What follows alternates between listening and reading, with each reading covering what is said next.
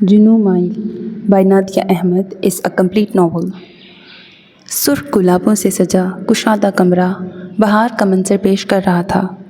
کمرے کے وسط میں رکھے جہازی بیڈ پہ بچھے قیمتی مخملی بیڈ کور پہ اس کے پہلو بدلنے سے پڑنے والی شکنیں دل کے اندر مچی ہلچل کی گماس تھیں۔ وسط گرما کے باوجود کمرے میں ایئر کنڈیشن کی ٹھنڈک اس کی مہندی رچی نازک اور مخروطی انگلیوں میں اترتی انہیں یخ بستہ کر رہی تھی۔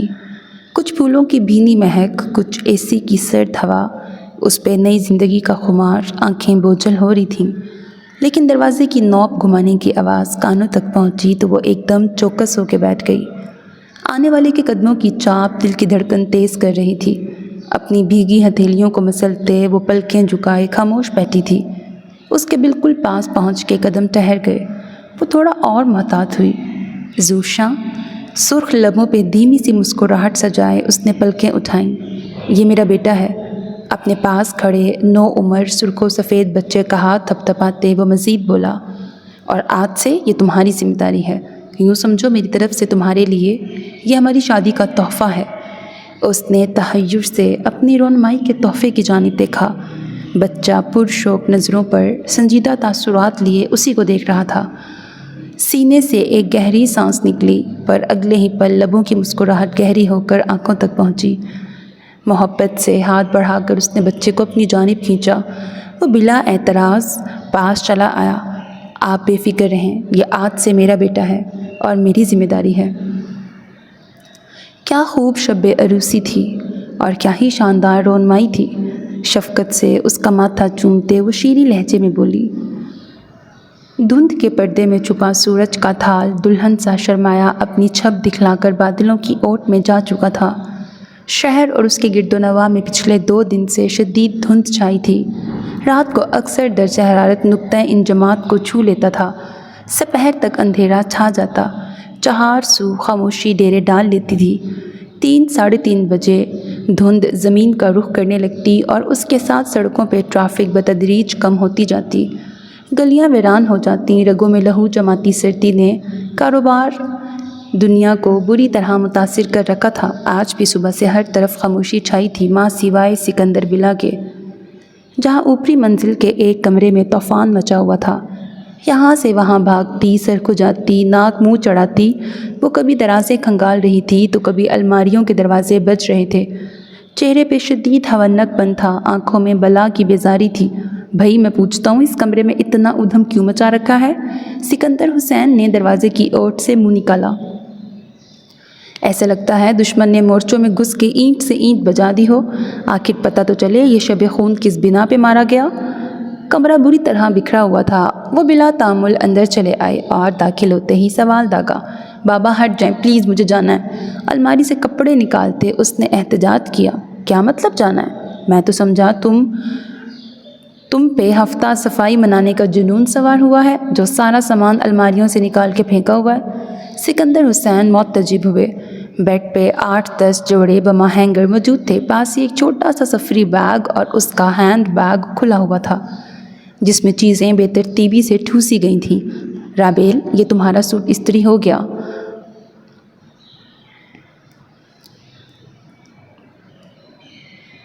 مزینہ بے جھجک کمرے میں داخل ہوئی اور ایک طے شدہ جوڑا اس کی طرف بڑھایا جسے اس نے فٹافٹ بیگ میں ڈال لیا۔ مزینہ بھی اس کی مدد کرنے لگی۔ وہ دونوں ہی ان کی موجودگی کو نظر انداز کر رہی تھیں۔ تھینکس آپی۔ سیاہ پرنٹڈ شارٹ شرٹ اور آف وائٹ ٹراؤزر پہ سیاہ سویٹر پہنے وہ تقریباً تیار تھی۔ شولڈر کٹ بھورے بالوں کو کیچر میں جکڑ رکھا تھا، پر چندہ آوارہ لٹیں اس بھاگ دوڑ میں دودھیا گالوں کو چھو جاتی تھیں۔ میک اپ کے نام پہ فقط ایک سرخ لپسٹک تھی جس نے ہونٹوں کو سجا رکھا تھا۔ صورت شکل کے اعتبار سے وہ نارمل تھی، پر اس کا دراز قد، متناسب جسامت اور اس کا سٹائل توجہ بٹورتا تھا۔ تو کیا تم نے سچ میں گھر چھوڑنے کا ارادہ کر لیا ہے؟ جانے سے کم باپ کو تو بتا دو۔ مارے تجسس ان کا حال خراب ہو رہا تھا۔ بابا، وہ پلٹی اور دونوں ہاتھ کمر پہ رکھ کے آنکھیں گھمائیں۔ اچھا ٹھیک ہے، میں سمجھ سکتا ہوں۔ وعدہ نہیں کرتا لیکن ہائی کمانڈ سے بات کروں گا۔ میری طرح تمہیں بھی کسی کونے میں سر چھپانے کی جگہ مل جائے گی۔ وہ باقاعدہ ہار ماننے والے انداز میں بولے، چہرے پہ بلا کی سنجیدگی تھی۔ بابا، میں ہاسپٹل جا رہی ہوں، رابیل نے دایاں ہاتھ سر پہ مارتے بلند آواز میں کہا۔ اچھا، تو وہ رکھ لیتے ہیں گھر بدر ہونے والے ڈاکٹروں کو؟ وہ اب بھی نہایت سنجیدہ تھے، پر آنکھوں میں شرارت چگلی کھا رہی تھی۔ بابا، رابیل کی ڈیوٹی ہے 36 گھنٹے کی، آج جائے گی پرسوں واپس آ جائے گی۔ رابیل زچ ہوئی، مگر مزینہ نے وضاحت کی۔ لا حول ولا قوت الا باللہ، 36 گھنٹے کی ڈیوٹی کے لیے یہ سب ساتھ لے جا رہی ہو؟ کیا ہسپتال میں ڈاکٹری نہیں چل رہی جو عورتوں کا جمعہ بازار کھولنے کا سائیڈ بزنس پلان کر رہی ہو؟ ہاتھ پہ ہاتھ مارتے وہ قریبی صوفے پہ براجمان ہو گئے۔ جی نہیں، ایسی کوئی بات نہیں ہے، بس کپڑے سلیکٹ کر رہی تھی، کچھ سمجھ نہیں آ رہا کون سے لے کے جاؤں۔ رابیل نے منہ بناتے بیڈ پہ بکھرا پلندہ الٹ پلٹ کیا۔ وہ اب تک کنفیوز تھی، اسی لیے میں تمہارے ڈاکٹر بننے کے خلاف تھا۔ یہاں کپڑے سلیکٹ کرنے میں الجھی ہو، وہاں مریضوں کو دوا دینے پہ اٹک جاتی ہوگی۔ گلابی ٹیبلٹس کے ساتھ سفید نہیں، سبز کیپسول کمبینیشن بنے گا۔ سرخ شربت کے ساتھ نیلا کیپسول دیا جائے یا نہیں؟ اپنی ایسی ہی باتوں کی بدولت وہ اچھے خاصے سنجیدہ ماحول میں ہنسی کے رنگ بکھیرنے کی قدرت رکھتے تھے۔ اس گھر میں رابیل کے بعد سب سے زیادہ شور مچانے والوں میں سکندر حسین کا نام سر فہرست تھا۔ بقول ان کی بیگم، اس گھر پہ چڑیا گھر کا گمان ہوتا ہے، اور ان دونوں کی موجودگی میں گھر سے خاموشی اور سنجیدگی بنا اجازت واک آؤٹ کر جاتی تھی۔ تو آج پھر تمہاری سواری روانگی کو تیار ہے؟ شگفتہ کی آمد نے رابیل اور مزینہ کو چوکس کیا تھا۔ ماتھے پہ بل ڈالے انہوں نے سوال کیا تو رابیل نے نچلا لب کاٹا۔ ممی، میری ڈیوٹی ہے۔ نظریں جھکائے اس نے دھیمے لہجے میں جواب دیا، وہ تو روز ہوتی ہے، ہسپتال میں بس لے دے کے ایک تم ہی فارغ ہو جو آئے دن تمہارا بلاوا رہتا ہے۔ ان کا انداز استہزائیہ تھا۔ رابیل نے نظریں نہیں اٹھائیں۔ بیگم صاحبہ، آپ کی بیٹی ڈاکٹر ہے، وہ بھی نہایت مشکل سے، اور یہ ثابت کرنے کے لیے اسے ہسپتال میں حاضری لگوانی پڑتی ہے۔ سکندر حسین نے بروقت مداخلت کی۔ وہ ان تمام موقعوں پہ بیٹیوں کی دفاعی ڈھال ہوتے تھے جب ان کی بیگم کا پارا چڑھا ہوتا تھا۔ یہ کپڑے کیوں پھیلا رکھے ہیں؟ ان کی بات کو یکسر نظر انداز کر کے وہ اب بھی اسی سے مخاطب تھی۔ ممی، میں سمیٹ دیتی ہوں۔ مزینہ نے جلدی جلدی ہینگر اٹھانا شروع کیے۔ کوئی ضرورت نہیں، یہ رابیل کا کمرہ ہے اور اس کی ذمہ داری ہے اپنا پھیلاوا اٹھائے۔ تم چلو میرے ساتھ کچن میں۔ حکمیہ لہجے میں کہتی وہ کمرے سے نکل گئیں۔ ان کی ناراضگی کے خوف سے مزینہ بھی ان کے پیچھے پیچھے چلی گئی۔ جانے سے پہلے اس نے ان دونوں کو دیکھا اور کندھے اچکا کے اپنی مجبوری ظاہر کی تھی۔ ہائی کمانڈ کی سرخ بتی بریکٹ خطرے کی گھنٹی جل چکی ہے۔ صوفے پہ بیٹھے سکندر حسین نے آنکھ سے اشارہ کیا۔ وہ تو ہر وقت ہی جلتی رہتی ہے۔ وہ پیر پٹکتی بیڈ پہ جا بیٹھی۔ کبھی کبھی تو مجھے لگتا ہے میں ان کی سگی اولاد نہیں ہوں، بالکل ستیلوں والا سلوک کرتی ہیں مجھ سے۔ اپنا اسٹیتھوسکوپ بیگ میں ٹھوستے رابیل نے منہ بنایا، اور دونوں باپ بیٹی مل کر کمرے کی چیزیں واپس رکھنے لگے۔ ہائے، کچھ ایسا ہی غم مجھے بھی ہے چندا۔ آج تک کبھی سگے شوہر والا سلوک نہیں کیا مجھ سے، ہمیشہ ستیلا برتاؤ کیا ہے تمہاری ماں نے۔ کمرہ اب پہلے والی حالت میں واپس آ چکا تھا، اور اس کے ساتھ ان کا موڈ بھی۔ گردن کے پیچھے ہاتھ باندھتے ہوئے انہوں نے انتہائی درد بھرے انداز میں کہا کہ رابیل کا خراب موڈ دم دبا کر بھاگ گیا۔ وہ بے اختیار ہنسی تھی۔ شہر کے پوش علاقے میں وسیع سبزہ زار میں گھری قیمتی پتھر اور شیشوں سے تعمیر شدہ یہ عمارت سر کے تاج سی شان و شوکت اور آن بان سے کھڑی تھی۔ آشیانہ کی اوپری منزل پہ بنے ماسٹر بیڈ روم کے قد آمد آئینے کے سامنے کھڑے اس نے خود پہ ایک تنقیدی نگاہ ڈالی۔ سلور ٹائی کے ناٹ درست کر کے ڈریسنگ ٹیبل پہ پڑی کلون کی بوتل سے خود پہ چھڑکاؤ کیا۔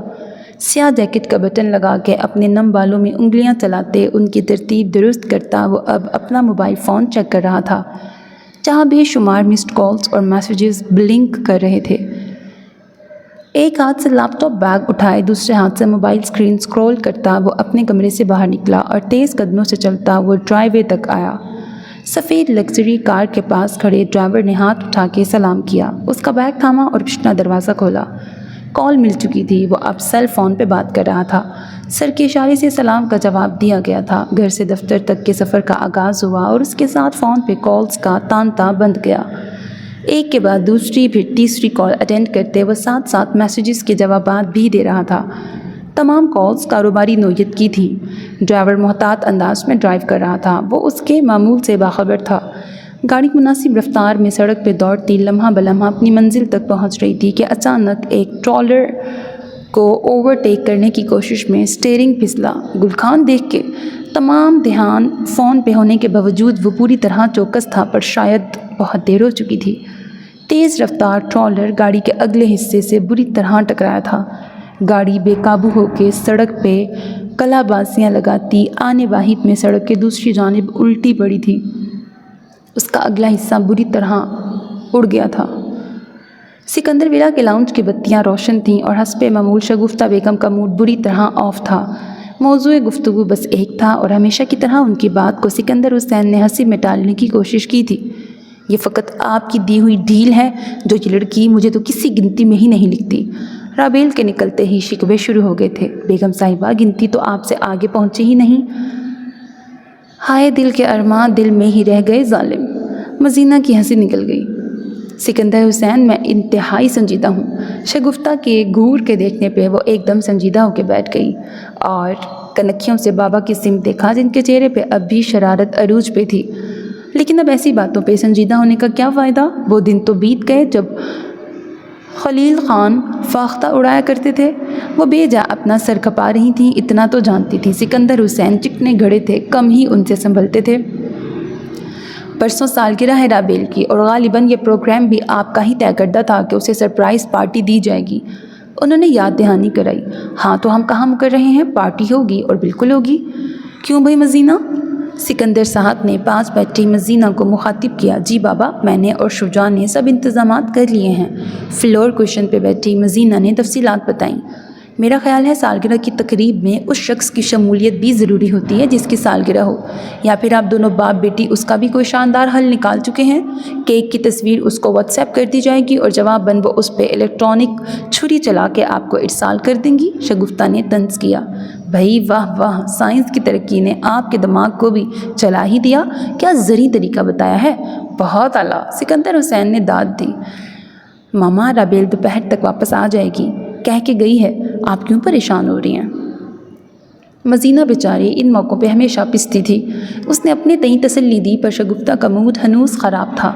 मुझे तुम सब चैन से बैठने देते ही कब हो? एक से बढ़ के एक नमूना है इस घर में और बाकी की कसर ये पूरी कर देते हैं अपनी औलाद के साथ मिलके, फिर कहते हैं परेशान मत हो। वो नरूठेपन से कहती, पैर पटकती अपने कमरे में चली गईं। बाबा, आप क्यों हर वक्त मामा को तंग करते रहते हैं?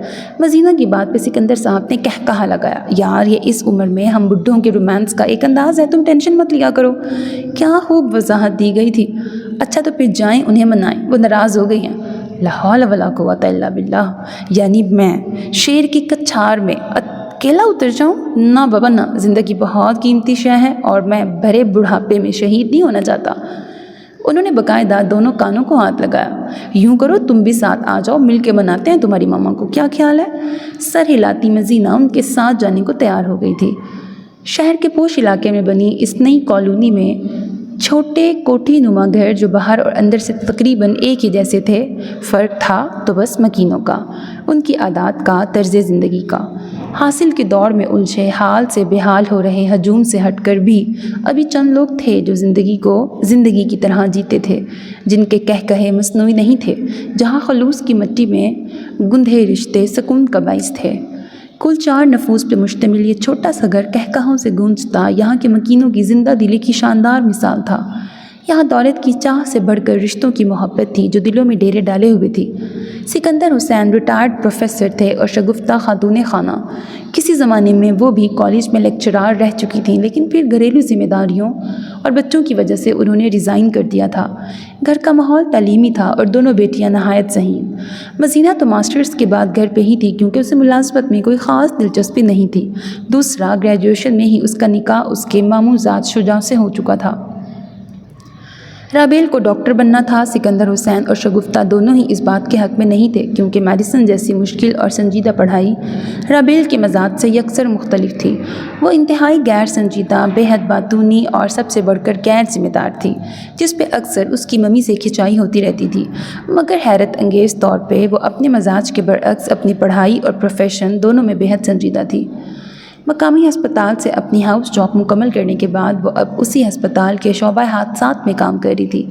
پچھلے دنوں 2 ڈاکٹروں کی سالانہ چھٹیوں کی وجہ سے آج کل آن ڈیوٹی ڈاکٹروں پہ کام کا بوجھ زیادہ تھا، اسی لیے اس کا گھر سے زیادہ وقت ہسپتال میں گزر رہا تھا۔ شگفتہ کی ناراضگی کی وجہ بھی اس کا ضرورت سے زیادہ خود کو پریشر میں رکھ کے کام کرنا تھا، اور ان دنوں میں وہ اس سے خفا تھیں جس کا اظہار وہ اپنے مخصوص انداز میں کرتی رہتی تھیں۔ سکندر حسین اس کے سب سے بڑے حامی تھے کیونکہ وہ ان کی بے حد لاڈلی تھی۔ سکندر حسین اور مزینہ کی دفاعی شیلڈ نہ ہوتی تو یقیناً شگفتہ کی باتیں اسے تھوڑا بہت بدل دیتی، لیکن وہ دونوں وفاداری کا شاندار مظاہرہ کرتے ہوئے اسے ان کے عتاب سے بچا لیا کرتے تھے۔ ہسپتال میں معمول کی گہما گہمی تھی، لیکن شعبہ حادثات کی طرف سناٹا چھایا ہوا تھا۔ ایسے میں اس کی ہیل کی ٹک ٹک سے پیدا ہونے والا شور فضا میں گونج رہا تھا۔ وہی دوپہر والے لباس پہ سفید اوور آل پہنے، گلے میں اسٹیتھوسکوپ لٹکائے وہ پوری طرح چاق و چوبند تھی۔ بال اب بھی کیچر میں لپٹے تھے اور بھوری لٹیں کچھ اور پریشان نظر آ رہی تھیں۔ کانوں میں دمکتے زرکون کے ٹاپس جو اس کے جسم پہ واحد زیور تھا اور اس کے چہرے پہ سج رہے تھے۔ Doctor Rabeel, ring road accident case کو آپ اٹینڈ کر رہی ہیں؟ ایمرجنسی انچارج ڈاکٹر شفقت کیانی کے تیز قدموں سے قدم ملاتے وہ ان کے ہمراہ ایمرجنسی روم کی طرف بڑھی۔ ہاتھ میں پکڑی فائل پہ نگاہ ڈالتے انہوں نے اپنے مخصوص انداز میں سوال کیا، جی سر، میں اور ڈاکٹر عاصم، ہم دونوں کی ڈیوٹی ہے ایمرجنسی میں۔ چلتے چلتے وہ دونوں کیس پہ ڈسکس کر رہے تھے۔ تو کیا اپڈیٹ ہے؟ ڈاکٹر کیانی نے سوال کیا۔ ڈرائیور کی تو آن دی اسپاٹ ڈیتھ ہو گئی تھی، اس کی ڈیڈ باڈی ہم نے ان کے لواحقین کو ضروری کارروائی کے بعد ہینڈ اوور کر دی۔ عادتاً نچلا لب دباتے اس نے تفصیلات بتانا شروع کی۔ ویری سیڈ، اور وہ دوسرا مریض؟ ڈاکٹر کیانی نے مزید پوچھا۔ He was unconscious with minor injuries, وہ بے ہوش تھا معمولی زخموں کے ساتھ۔ فوری طبی امداد کے بعد وہ مستحکم ہے، ہوش میں آ جائے تو آئی تھنک اسے روم میں شفٹ کیا جا سکتا ہے۔ وہ دونوں پیشہ ورانہ انداز میں باتیں کرتے ایمرجنسی روم تک پہنچ چکے تھے۔ کچھ پتہ چلا کون ہے وہ؟ اس کے ورثاء کو اطلاع دی؟ ڈاکٹر کیانی نے مزید پوچھا۔ سر، کوئی اذلان شاہ ہے، انتظامیہ نے اس کی فیملی سے رابطہ کرنے کی کوشش کی تھی لیکن وہ شاید ملک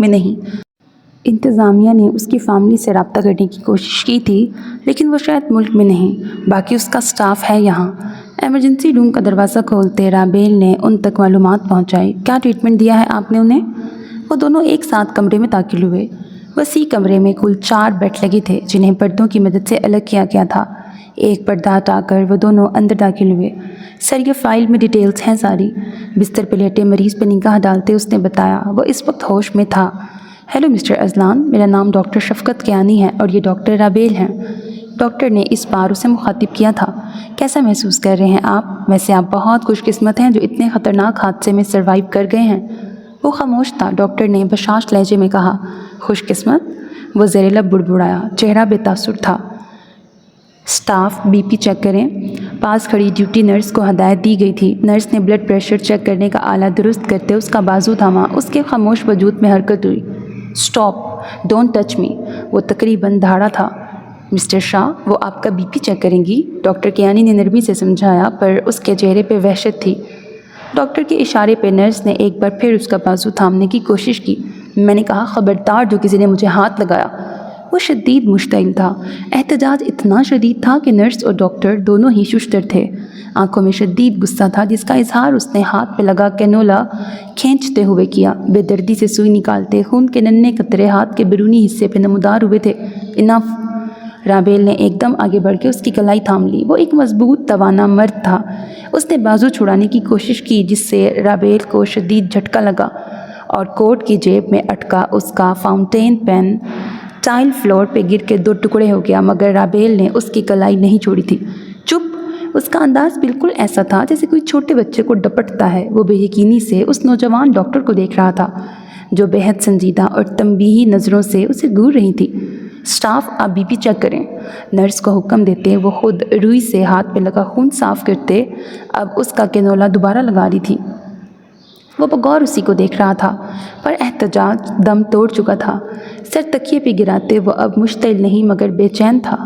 رابیل نے جھک کر اپنے قلم کے دونوں ٹکڑے اٹھائے۔ اس کے چہرے پہ تعصب تھا۔ سر جھٹکتے اس نے ایک نظر اس عجیب مریض کو دیکھا اور قلم کوٹ کی جیب میں ڈال لیا۔ چند منٹ اس کی طبیعت، دواؤں اور طریقہ علاج پہ تبادلہ خیال کرنے کے بعد وہ دونوں وہاں سے دوسرے مریض کے پاس چلے گئے۔ بستر پہ لیٹے اذلان کا سر مسکن دواؤں کی وجہ سے بھاری ہو رہا تھا۔ اس نے آنکھیں موند لیں۔ چند منٹ میں وہ گہری نیند سو چکا تھا۔ رابیل سٹاف روم میں اکیلی بیٹھی اپنے ڈنر سے لطف اندوز ہو رہی تھی جب ڈاکٹر عاصم ہاتھ میں چائے کے 2 مگ تھامے اندر داخل ہوا۔ اسے مزے سے پیتزا اڑاتے دیکھ کر ماتھے پہ تیوریاں چڑھائیں اور پھر چائے کا مگ میز پہ پٹکنے کے سے انداز میں رکھا گیا تھا۔ سننے میں آیا آپ کا وہ سنہری قلم اس دار فانی سے پوچھ کر گیا ہے۔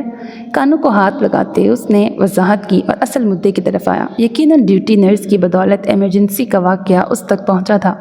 ٹھیک سنا ہے آپ نے۔ رابیل نے لب بھینچے۔ اس کے چہرے پہ تعصب در آیا تھا۔ بہت افسوس ہوا۔ یقیناً نہایت نایاب قلم ہوگا جسے آپ یوں ہر پل دل سے لگا کے رکھتی تھیں۔ فرعون کے زمانے کا تو ہوگا۔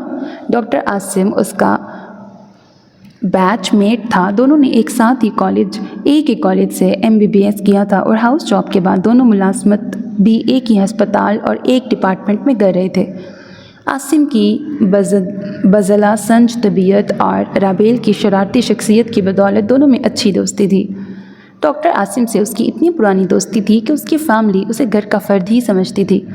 بابا نے گفٹ کیا تھا مجھے MBBS میں ایڈمیشن کے بعد۔ رابیل کو اپنے پین سے شدید محبت تھی۔ پچھلے کئی سال سے وہ پین اس کے پاس تھا اور بہت بار مذاق کا نشانہ بننے کے باوجود اس نے اس کا استعمال ترک نہ کیا تھا۔ وہ بہت مہنگا نہیں تھا پر بہت خاص تھا کیونکہ اس کے پیارے بابا کا تحفہ تھا اور وہ اسے ہمیشہ بہت سنبھال کے رکھتی تھی، جو آج ایک مریض کے ہنگامے کو ہینڈل کرنے میں اس کے کوٹ سے گر کے ٹوٹ چکا تھا۔ 1 منٹ میں ٹوٹ گیا؟ اس نے تعصب سے کہا۔ تو پھر آپ نے اس کی ہڈیاں نہیں توڑیں؟ ڈاکٹر عاصم نے اسے چھیڑا۔ کس کی؟ اس نے ناک چڑھائی۔ جس نے قلم توڑا؟ انداز استہزائیہ تھا۔ وہ تو پتہ نہیں عجیب ہی چیز ہے۔ ذرا سی بات میں ایمرجنسی میں واویلا مچا دیا اس نے۔ میرا خیال ہے وہ شوق میں تھا۔ وہ یک دم سنجیدہ ہوئی تھی۔ آنکھوں کے سامنے وہ منظر لہرایا تھا جب چہرے پہ جنون اور پھولے تنفس کے ساتھ وہ یک ٹک اس کی طرف دیکھ رہا تھا۔ یقیناً ہوگا۔ آپ جیسی 30 مارخواں کی گوریوں کے بعد کوئی بھی نارمل انسان شوق کی کیفیت میں جا سکتا ہے۔ ڈاکٹر عاصم نے حسب معمول جملہ کسا جس پہ رابیل نے مصنوعی خفگی سے دیکھا۔ پھر چائے کا مگ اٹھا کے مزے سے گھونٹ پڑنے لگی۔ قیمتی پتھروں سے تعمیر کردہ پرانی طرز کی عمارت مکینوں کی شان و شکوہ اور حسب نسب کی چگلی کھاتی تھی۔ بلند دروازے کے ستونوں پہ لگی تختی پہ عمارت کا نام کندہ تھا۔ گلفشاں لمبی چوڑی ڈرائیو وے کے بعد محل نما کوٹھی دکھائی دیتی تھی جسے 2 اطراف سے خوبصورت اور وسیع لان نے گھیر رکھا تھا۔ عمارت کی پچھلی جانب مصنوعی جھیل بنائی گئی تھی۔ دھوپ میں اس کے پانی سنہری ہوتے تھے۔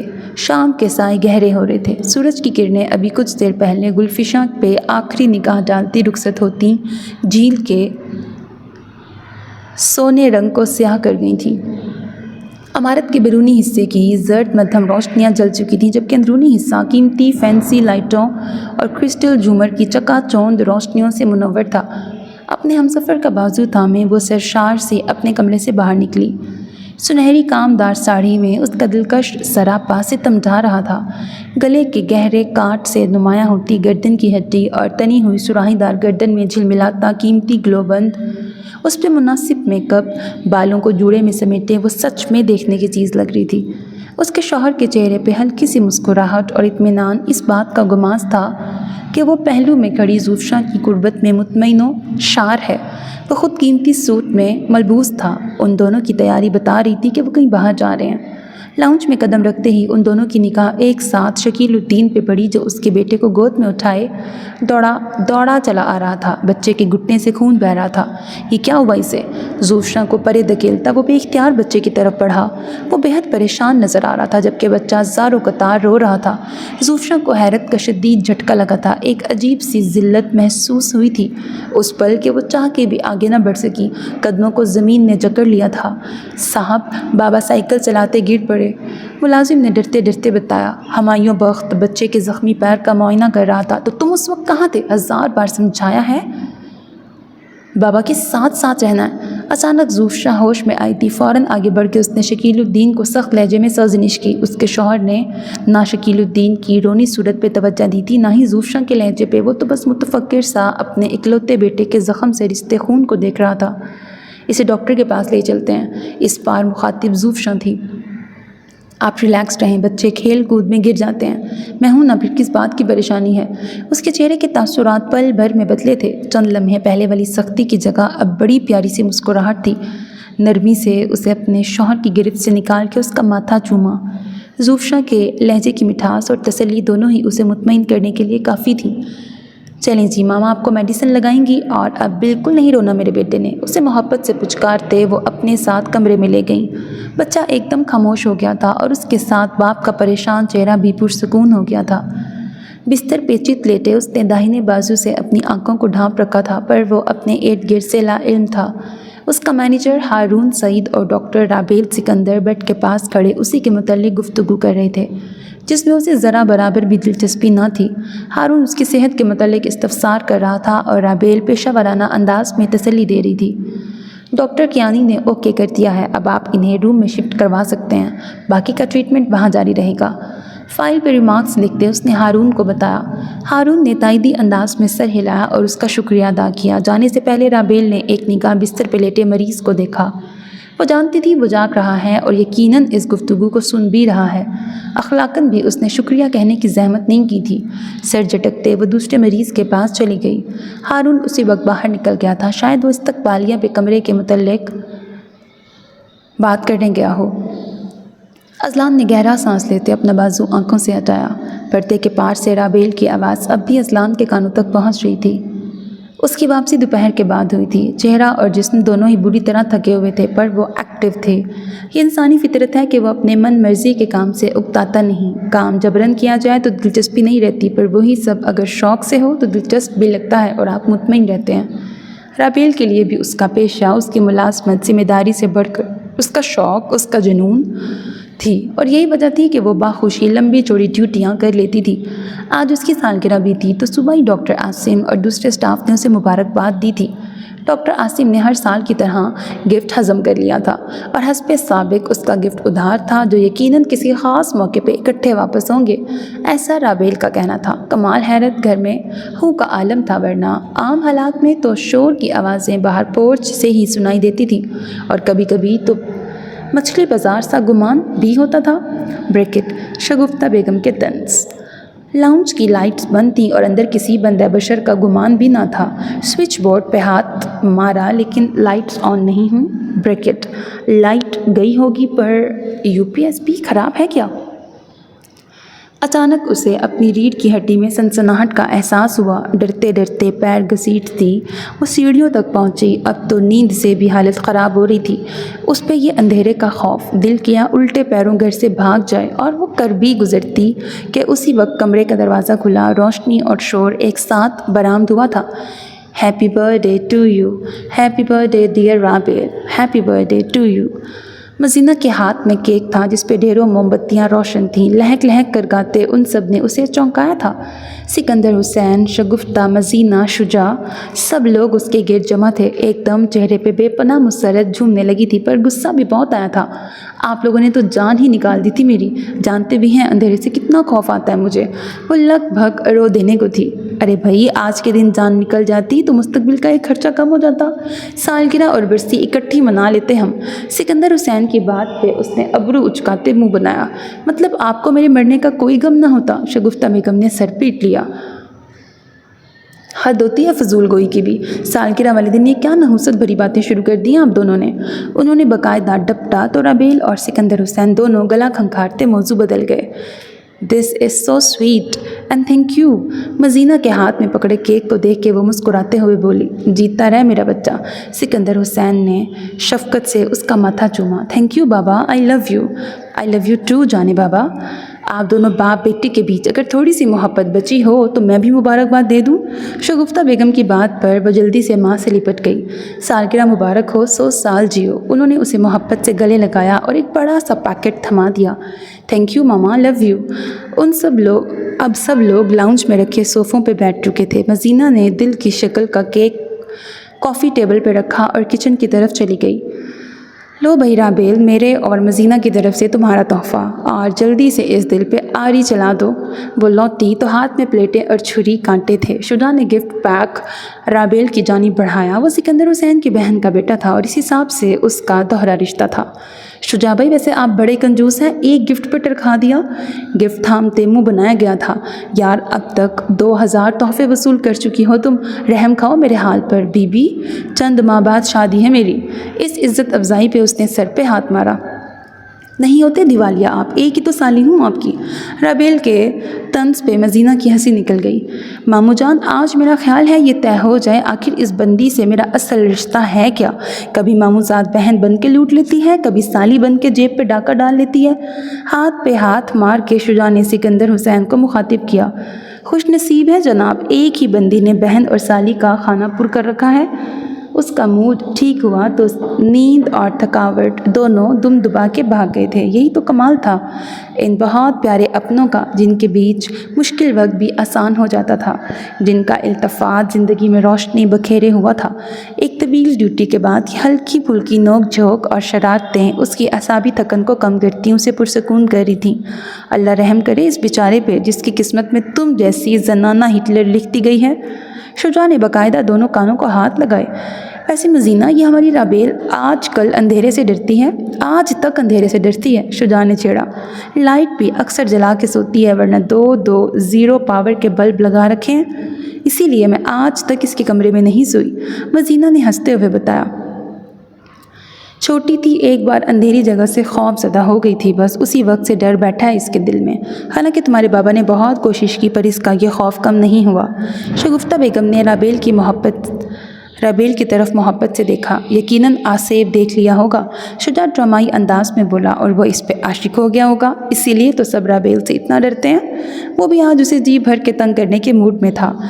ये आप लोगों को मेरी सालगिरह का दिन ही मिला था मेरी बुराइयां करने के लिए, उसने मुंह बनाया। ये तिबले जंग था। इससे पहले कि बाकायदा लड़ाई का आगाज़ होता, मजीना ने छुरी उसके हाथ में थमा दी। आखिर केक भी तो काटना था जिस पे जलती मोमबत्तियाँ आखिरी सांस ले रही थीं और बुझने से पहले शोले भड़क रहे थे। ज़िंदगी के एक और हसीन और ख़ूबसूरत साल का इख्तिताम हुआ था। उम्मीदों भरे नए साल की शुरुआत हुई थी, जहां आगे चलकर क्या होगा कोई नहीं जानता था। सेलफोन कान से लगाए वो कमरे में बेचैनी से टहल रही थीं। कई बार की कोशिश के बावजूद राब्ता नहीं हो सका था। उनकी झुंझलाहट कुछ और बढ़ी थी। मेकअप की मुहीन तले माथे की सिलवटें नुमायाँ हुई थीं। बेचैनी उनके हर अंदाज से झलक रही थी। बार बार की नाकामी के बाद एक और सही की गई थी। इस बार चेहरे का इत्मीनान इस बात का कमाल था कि दूसरी तरफ बेल जा रही है। अजलान कैसा है? कॉल मिलते ही बेइख्तियार सवाल किया गया था। वो ठीक है मैम। हारून की आवाज़ सुन के एक पुरसकून सांस सीने से खारिज हुआ था। मैं कोशिश कर रही हूँ जल्द से जल्द पाकिस्तान पहुँच जाऊँ। चांस ये है आज की फ़्लाइट अगर मिल गई तो इंशाल्लाह मैं कल पहुँच जाऊँगी। उन्होंने जल्दी अपना प्लान बताया। यस मैम, वो मौत दबाना अंदाज में बोला था। अगले चंद मिनट वो उससे डॉक्टर की राय, तरीका इलाज और उसकी तबीयत को लेकर गुफ्तगू करती रहीं। मेरे बेटे का ख्याल रखना हारून, वो इस वक्त तुम्हारी जिम्मेदारी है। ये हुक्म में लिपटी इल्तिजा थी। मैं ख्याल रखूँगा मैम। जवाब फ़ौरन आया था। उन्हें कभी भी उसकी वफ़ादारी पे शुबा नहीं था। तुम जानते हो वो मेरे लिए कितना अहम है। उनके लहजे में खौफ था। I am fully aware of it ma'am. मैं पूरी तरह आगाह हूँ मैम। हारून ने यकीन दहानी कराई। राब्ता मुनक़ते हो गया था। मैम कल पहुँच रही हैं मिस्टर शाह। कॉल बंद करते ही उसने बिस्तर पर बैठे अजलान को मतला किया। बेड रेस्ट से टेक लगाए वो अपना लैपटॉप खोले बैठा था। हारून और डॉक्टर के लाख मना करने के बावजूद उसने अपना लैपटॉप मंगवा लिया था और उसकी ज़िद के आगे हार मानते हुए उन्हें उसकी बात माननी पड़ी थी। ये भी गनीमत था वो 3 दिन से अस्पताल में था, वरना अपनी तकलीफ़ की परवाह करना उसकी फितरत से हट के था। हारून की एक तरफा गुफ्तगू वो काम के दौरान सुन चुका था, लेकिन इस ऐलान पे उसने सर नहीं उठाया। वैसे परसों तक आपको भी डिस्चार्ज कर दिया जाएगा। वो अब भी मुकम्मल इन्हमाक से लैपटॉप की स्क्रीन को देख रहा था। कमरे में ड्यूटी नर्स उसकी अद्वियात रखने आई तो उसे लैपटॉप में महव देख के कुछ कहना चाहा, पर हारून ने इशारे से मना कर दिया। नर्स ने बुरा सा मुँह बनाया। बहरहाल वो खामोश रही। इन वीआईपी कमरों के वीआईपी मरीज़ों के रवैये उसके लिए नए नहीं थे। स्टाफ नर्स कमरे से निकलने लगी थी जब उसे आवाज़ दे के रोका गया था। वो डॉक्टर जिसने मुझे इमरजेंसी में अटेंड किया था वो कहाँ है? उसने पहली बार सर उठाया था। लहजा किसी हद तक सर्द और चेहरे के तासुरात बेहद संजीदा थे। कौन? डॉक्टर राबेल सिकंदर? उसने कुछ सोचते हुए सवाल किया। राबेल सिकंदर, अजलान ने ज़ेरे लब दोहराया। वो तो शोबा हादसात में होती हैं। वैसे आज उनकी छुट्टी है। आंखें सुखेड़े वो किसी गहरी सोच के ज़ेरे असर चंद लम्हे उस बंद दरवाजे को देखता रहा जहाँ कुछ देर पहले नर्स खड़ी थी। हारून सवालिया निगाहों से उसकी जानिब देख रहा था पर कुछ कहा नहीं। वो जानता था उसे बेमौका सवालात से चिढ़ है। तवील ड्यूटी के बाद थकावट शदीद थी और नींद से आंखें अलग बोझल हो रही थीं, इसलिए वो लंबी तान के सोई थी। सुबह मजीना ने मुश्किल से उसे जगाया था। हालांकि उसका जागने का कोई प्रोग्राम नहीं था, पर चूँकि शगुफ्ता बेगम की तरफ से हुक्मनामा जारी हुआ था लिहाजा उठते ही बनी। अब 2 दिन छुट्टी थी तो उन्होंने धर लिया। सुगुड़ापे पे लेक्चर, शादी के बाद ससुराल में माँ की नाक कटवाने, ब्रैकेट जो हर मामूली सी बात पे कट जाती थी और अब तो कट कर ना होने के बराबर रह चुकी थी के तानों तिश्नों के अलावा उसे दोपहर का लंच बनाने की जिम्मेदारी भी सौंप दी गई थी। मजीना को इन हालात में उस पर हमेशा की तरह तरस आता था। आज बेछुप छुपा के उसकी मदद करवा दी थी। शाम की चाय उन दोनों ने टेरेस में बैठ के पी। मजीना साथ कबाब फ्राई कर लाई थी। सर्दी की धुंध भरी शाम, इलायची के दम वाली खुशबूदार चाय और खस्ता खस्ता शामी कबाब, दोनों मज़े लेके खाती, साथ साथ गप्पे लगा रही थी। राबेल के पास अस्पताल की कई कहानियाँ होती थीं जो वो मजीना को सुनाने बैठ जाती। कभी मरीज़ों के मसाइल, कोई ऐसा हादसा जो उसे परेशान करता, या फिर डॉक्टर आसिम के चुटकुले। आज मौज़ूए गुफ्तगू अजलान था, एक ऐसा मरीज़ जिसने शुक्रिया अदा करने के बजाय उल्टा उसका नुकसान कर दिया था और फिर माजरत भी नहीं की थी। पेन टूटने से बाद उसके अजीबोगरीब रवैये और ज़रूरत से ज़्यादा खामोशी पे जा ठहरी। मुझे तो वो कोई साइको लगता है, ये मजीना का तबसरा था। साइको नहीं है। गर्मा गर्म कबाब हलक में उंडेलते राबेल ने नफ़ी में सर हिलाया। अच्छा तो फिर नॉर्मल था? मजीना ने अबरू उचकाए। नहीं, वो नॉर्मल भी नहीं था, लेकिन मैं अल्फाज में बयान नहीं कर सकती वो सहर जो उसकी शख्सियत में था। खौफ, कशिश, तकब्बुर, मैं नहीं जानती, पर वो बहुत अलग था। एक बात बताऊं, उसकी आंखों में अजीब सा जुनून था। हालांकि बड़ी दलेर बन के मैंने उसका बाजू पकड़ तो लिया, लेकिन यकीन जाने फर्स्ट टाइम कैनोला लगाते मेरे हाथ कांप रहे थे। अपनी तरफ से उसने बहुत बड़े राज से पर्दा उठाया था। आवाज़ धीमी थी। अपनी बात के इख्तिताम पे महजूज होते वो खुद ही हंस पड़ी थी। बाबा को पता चला तो उन्होंने तुम्हारा क्या ही मजाक बनाना है। मजीना भी खिलखिला के हंसी। प्लीज़ अब आप मत बता देना बाबा को, पहले ही उन्हें शक है मैं कुछ दे दिला के डॉक्टर बनी हूँ। अरे भाई, ये क्या देने दिलाने की बातें हो रही हैं मेरी गैर हाजिरी में? सिकंदर हुसैन टेरेस में दाखिल हुए और उन दोनों को सर जोड़े बैठे देख के गला खंखारा। उनके कानों तक बस राबेल का आखिरी जुमला ही पहुंचा था। कुछ नहीं बाबा, कुछ भी नहीं, हम तो बस ऐसे ही। राबेल फ़ौरन सीधी होके बैठ गई। एक बात कान खोल के सुन लो तुम दोनों, इस महीने 1 रुपया इजाफी नहीं मिलेगा किसी को। पहले ही तुम्हारी माँ ने खर्चा करवा के मेरी कमर तोड़ दी है। वो उंगली उठा के तंबीही अंदाज में कहते वहीं खाली कुर्सी पे बैठ गए। उनकी आमद से बातों का रुख बदल चुका था। वो तीनों कुछ देर यूं ही गप्पे लगाते रहे और फिर अंदर चले गए। रात खूबसूरत और ओस में भीगी दबे पाँव उतर रही थी। सर्दी की शिद्दत में और भी इजाफा हो गया था। अस्पताल के VIP रूम के गर्म और आरामदेह कमरे में बिस्तर पे नीम दराज वो हमेशा की तरह संजीदा था। हल्के भूरे बाल बेतरतीबी से माथे पे बिखरे थे। शेव थोड़ी सी बढ़ी थी। माथे पे ज़ख्म का निशान नुमाया था जो अब बढ़ने लगा था। इस रफ़ुलिये में भी वो अपनी पुरकशिश शख्सियत की बदौलत मुनफरिद नज़र आ रहा था। कमर के बल लेटे उसकी गहरी सियाह आंखें किसी गैर मरई नुक्ते पे मरकूज़ थीं जिनमें हमेशा की तरह बेनाम सी उदासी थी। बेड के बिल्कुल पास एक अधेड़ उम्र खातून मौजूद थीं जो महंगा और जदीद लिबास से बेतन किए हुए थीं। दूधिया मखरूती उंगलियों में कीमती डायमंड रिंग्स सजी थीं। अलबत्ता चेहरा मेकअप से आरी था जिस पे थकन और परेशानी नुमाया थी। अल्लाह का शुक्र है तुम ठीक हो मेरे बच्चे। तुम अंदाज़ा नहीं कर सकते पिछले 3 दिन मैंने किस अजाब में गुजारे हैं। हाथ आगे बढ़ा के उन्होंने बस एक लम्हे को उसके बेतरतीब बालों को छुआ था।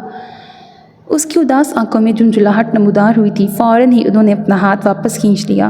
उनकी आवाज़ में खौफ था और खौफ के कई दर्जे होते हैं। कुछ खो देने का खौफ, किसी अनहोनी का खौफ, किसी बहुत प्यारे की तकलीफ़ का खौफ। वो भी उस पल कुछ ऐसे ही खौफ से गुजर रही थी।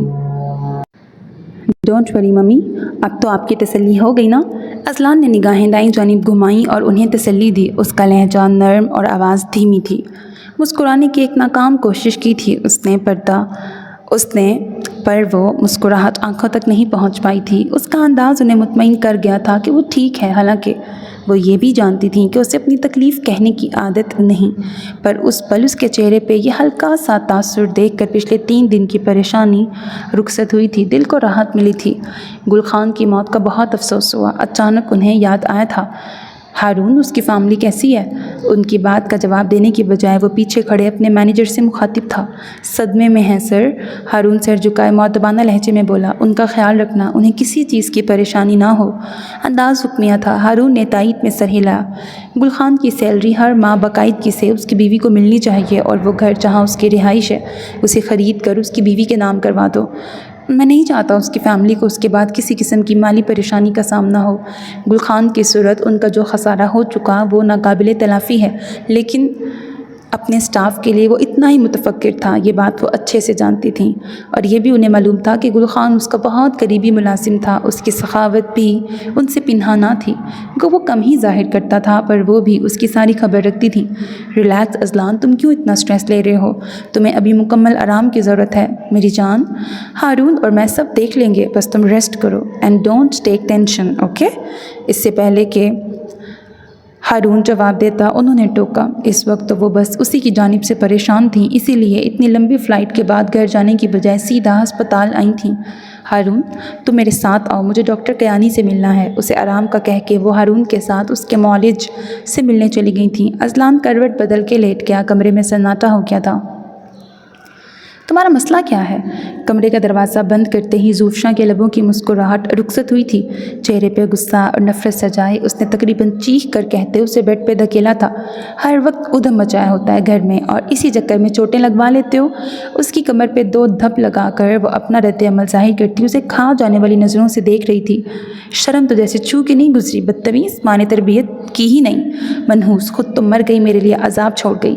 بچہ خوف سے تھر تھر کانپتا اس حسین چہرے کے پیچھے چھپی بدصورتی سے سہما ہوا تھا۔ اس پہ خوف اس قدر شدت سے حاوی تھا کہ وہ اس پل رو بھی نہ سکا تھا۔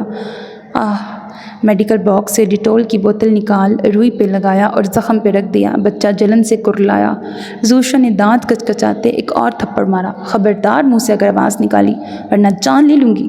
اس تنبیہ پہ وہ معصوم بری طرح ڈر گیا، اور اگر اپنے باپ کو بتایا تو اتنا ماروں گی ساری عمر یاد رکھو گے، سمجھے؟ جان چھڑانے والے انداز میں جلدی جلدی دوا لگا کے اسے بستر پہ پٹکا۔ اس کا موڈ اس مداخلت پہ بری طرح خراب ہو چکا تھا۔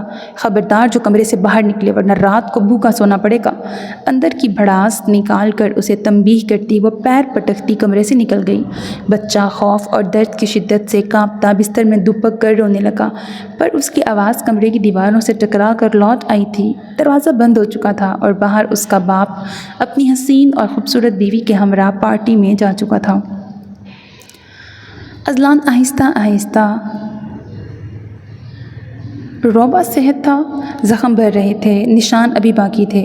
گھر واپسی کے اگلے ہی دن وہ دفتر پہنچ گیا تھا۔ ماں نے اس کی تیاری دیکھ کر منع کرنا چاہا، پر اس کے تاثرات نے کچھ کہنے ہی نہ دیا۔ وہ جانتی تھی اپنے سوا وہ کم ہی کسی کی سنتا مانتا ہے، اسے اپنے فیصلوں میں کسی اور کی مداخلت پسند نہیں، پھر بھلے وہ اس کا کوئی بہت اپنا ہی کیوں نہ ہو۔ دفتر میں اس کی غیر موجودگی کے باعث جو خلا آیا تھا اسے پر کرنے میں وقت لگتا، حالانکہ وہ ہسپتال سے بھی وقتاً فوقتاً کام نپٹاتا رہا تھا، لیکن آج صبح سے اس کے پاس سر اٹھانے کی فرصت نہیں تھی۔ ہارون، مجھے اس کا مکمل بائیو ڈیٹا چاہیے۔ دن کے اختتام پر اپنے مینیجر کو مخاطب کرتے اس نے ایک چٹ اس کی طرف بڑھائی۔ مل جائے گا سر، ہارون سعید نے کاغذ پہ لکھا نام پڑھتے مؤدبانہ انداز میں کہا۔ اس کا چہرہ بے تاثر تھا، ہمیشہ کی طرح سپاٹ، جیسے وہ انسان نہیں کوئی روبوٹ ہو، اور جس کا کنٹرول اذلان کے ہاتھ میں ہو۔ پیدائش سے لے کر آج تک ہر معلومات، اس کا فون نمبر، ای میل ایڈریس، دوست، رشتہ دار، سب کچھ۔ پین انگلیوں میں گھماتے وہ کمرے میں نصب شیشے کی دیوار کے پار دیکھ رہا تھا۔ شہر اس وقت کسی راز کی صورت گہری نیند کی تہ میں لپٹا ہوا تھا۔ کل تک ہو جائے گا مسٹر شاہ، وہ گہری سوچ کے حصار میں تھا۔ دیٹس آل سر۔ خاموشی کا وقفہ طویل ہو گیا تھا۔ سینرجی گروپ کی فائل میں دیکھ چکا ہوں، but I think it's not a good catch bracket, لیکن میرا خیال ہے یہ اچھا سودا نہیں۔ وہ چونک کر پلٹا اور خود کو کمپوز کرتے بولا، میں انٹرسٹڈ نہیں ہوں۔ دو ٹوک کہتے اذلان نے میز پر رکھی ای میلز دیکھنا شروع کر دیں۔ ٹھیک ہے سر، میں انفارم کر دیتا ہوں۔ ہارون سعید کمرے سے نکلنے لگا۔ یہ کام پرائیورٹی بیس بریکٹ ترجیحی بنیاد پہ کرنا ہے۔ ہارون سعید کے ہاتھ میں پکڑی چٹ کو انگلی سے پوائنٹ کرتے اس نے ایک ایک لفظ پہ زور دیا۔ ہارون نے تائیدی انداز میں سر ہلایا اور کمرے سے باہر نکل گیا۔ کمرے کے باہر آ کر ہارون نے ایک بار پھر کاغذ پہ لکھے اس نام کی تصدیق کی جو اذلان نے اسے دیا تھا۔ اسے شدید حیرت ہوئی تھی، پر اپنے باس کی باتوں پہ حیرت کا اظہار کرنا اس کے فرائض میں شامل نہیں تھا۔ وہ حکم کا غلام تھا اور اس وفاداری کے عوض بھاری معاوضہ وصول کرتا تھا۔ ہارون جانتا تھا اذلان شاہ اپنی جمع تفریق سے چلتا ہے، رشتے ہوں یا کاروبار، وہ ہر فیصلہ دماغ سے کرتا تھا، کیونکہ جذبات کا اس سے دور کا واسطہ نہیں تھا۔ زندگی کا حاصل وہ تھا جو آج اس کی مٹھی میں تھا۔ محنت اور سخت محنت کے ساتھ اپنی بہترین کاروباری فہم و فراست کو بروئے کار لا کر بہت مختصر وقت میں شاہ گروپ آف انڈسٹری کی اونچی عمارت کھڑی کرنے کا سارا کریڈٹ تنہا اذلان کو جاتا تھا۔ دوسرے لفظوں میں ترقی کے اس سفر میں وہ ون مین شو تھا۔ وہ کسی مشین کی طرح کام کرتا تھا اور بلا کا اینٹی سوشل تھا۔ بلا ضرورت گفتگو سے اجتناب برتتا اور حد درجے لوگوں سے ملنے سے اعتراض رکھتا۔ اسے ہجوم سے الجھن ہوتی تھی، اسی لیے وہ بہت کم دعوت نامے قبول کرتا تھا، سوائے چند ضروری جگہوں کے جہاں اس کا جانا ناگزیر ہوتا۔ پھر ایسی کیا وجہ تھی کہ وہ ایک ایسے انسان کے متعلق تفصیلات جاننے میں دلچسپی رکھتا تھا جس سے اس کا بالواسطہ یا بلا واسطہ کوئی تعلق نہیں تھا؟ وہ نہیں جانتا تھا۔ اذلان پہلی بار دماغ سے نہیں دل سے سوچ رہا تھا، عقل کے بجائے جذبات کے آسرے فیصلہ کر رہا تھا۔ رابیل سکندر، آج سے پہلے کسی میں بھی اتنا حوصلہ نہیں ہوا کہ اذلان طیب شاہ کی آنکھوں میں آنکھیں ڈال کے دیکھ سکے، لیکن تم نے یہ غلطی کی ہے اور تمہیں اس کی قیمت چکانی ہوگی۔ کمرے کے اندر بیٹھے اذلان شاہ نے مٹھی میں پکڑا قلم بھینچتے دانت پیستے دہرایا۔ وسیع سبزہ زار میں گھری آشیانہ کی دھندلی عمارت کے ڈائننگ ہال میں مدھم روشنیاں ماحول کو پر اسرار بنا رہی تھیں۔ وسیع میز پہ دھرے کرسٹل سٹینڈز میں شمعیں جھلملا رہی تھیں۔ کمرے میں ناگوار خاموشی تھی جسے وقفے وقفے سے چھری کانٹوں کا پلیٹوں سے ٹکراتا شور توڑتا تھا۔ دو ملازم ہاتھ باندھے میز کے پاس موجود تھے۔ میز کے گرد مخالف سمتوں میں بیٹھے وہ دو نفوس انتہائی خاموشی سے اپنی پلیٹوں پہ جھکے کھانے میں مشغول تھے۔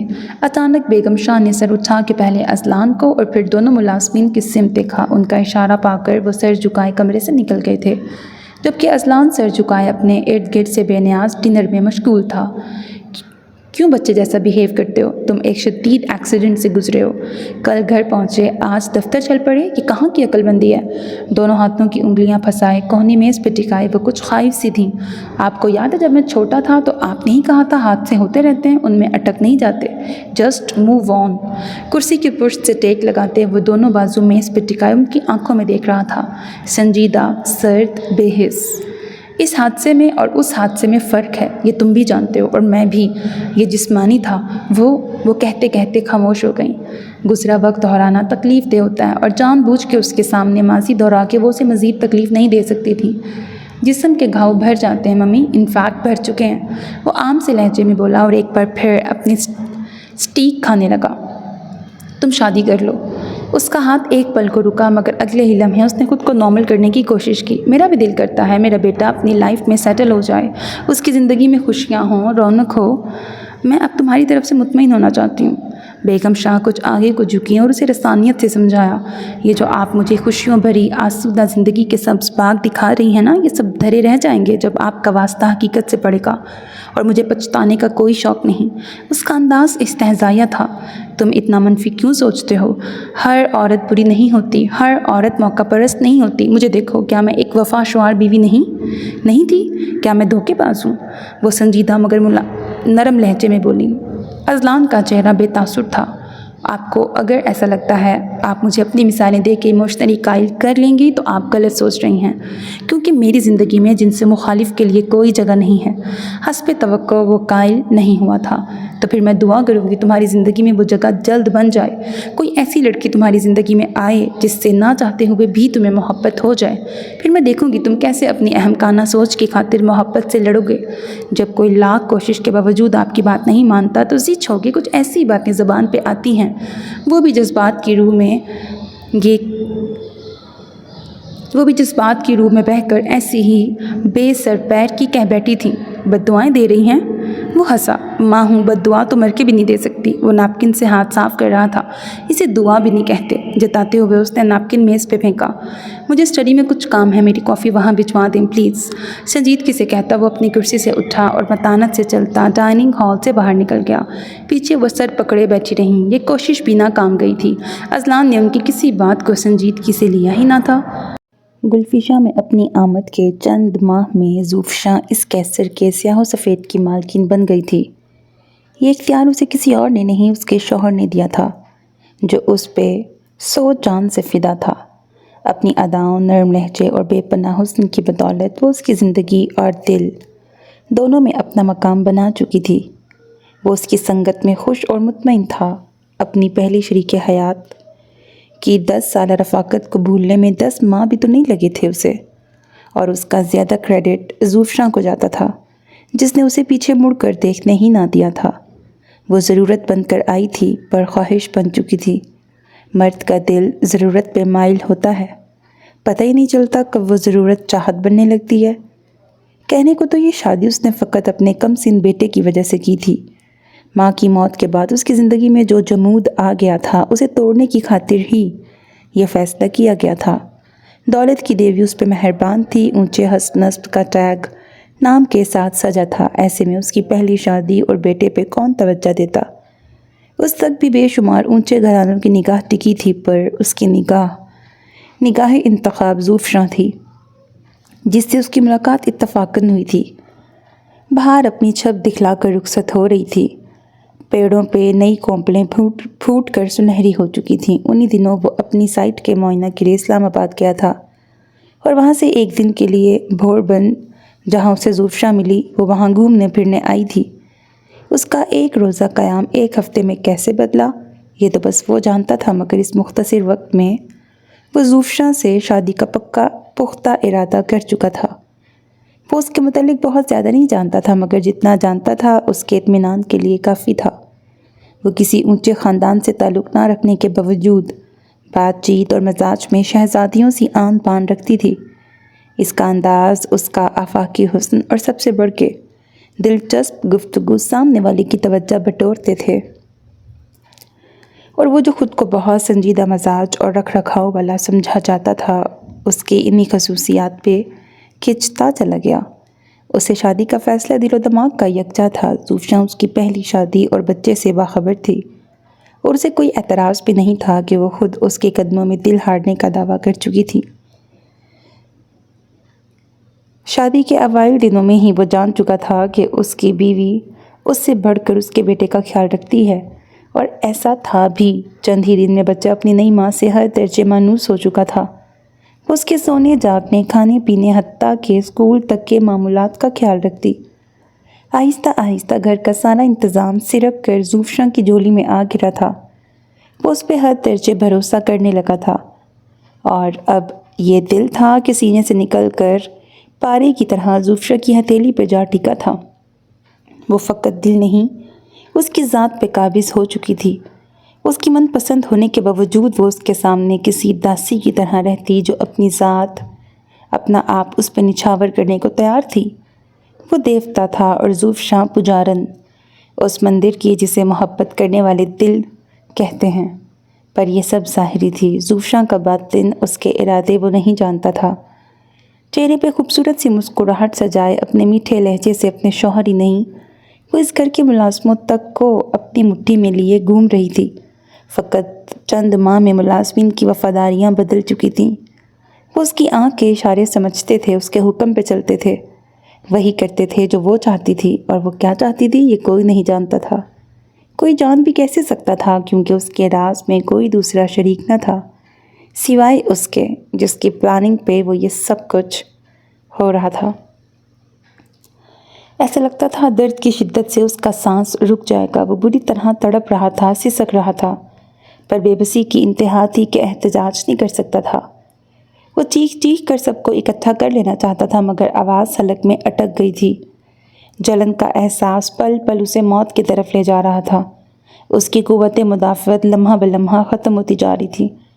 آنکھوں کے سامنے اندھیرا ناچ رہا تھا اور پھر دھیرے دھیرے اس کا وجود کسی گہری کھائی میں گرتا چلا گیا۔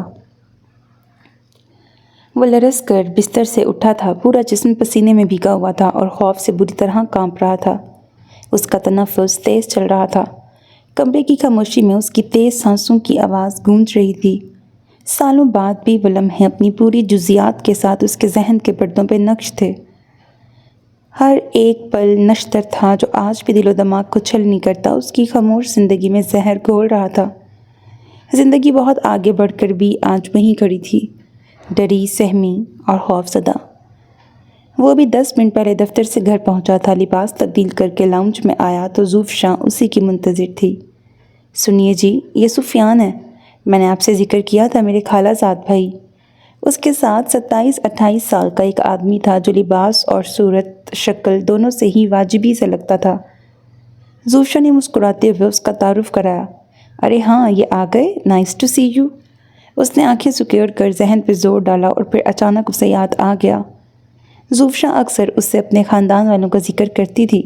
یوں تو اس کا اس دنیا میں ایک بڑی بہن کے سوا دوسرا کوئی نہ تھا۔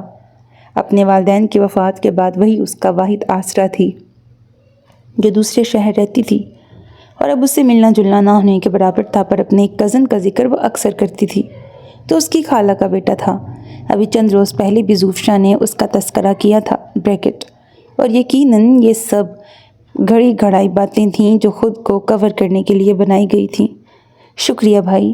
سفید قمیض اور گرے پینٹ میں ملبوس شخص کے لہجے میں چاپلوسی تھی اور چہرے پر عیارانہ مسکراہٹ۔ دونوں ہاتھ مصافحہ کے لیے آگے بڑھائے وہ ضرورت سے زیادہ عاجزی دکھا رہا تھا۔ سفیان اور میری امی میں بہت پیار تھا۔ امی اور خالہ کی وفات کے بعد رابطے کم ہوتے گئے، لیکن اب یہ شہر آئے ہیں ملازمت کے لیے اور مجھ سے رابطہ کیا تو میں نے بلا لیا۔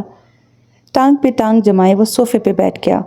زوفشا بھی اس کے پہلو میں جا بیٹھی اور اس کا بازو تھامے مزید بولی، بھائی، تو کیا واقعی آپ کی کمپنی میں میرے لیے جگہ موجود ہے؟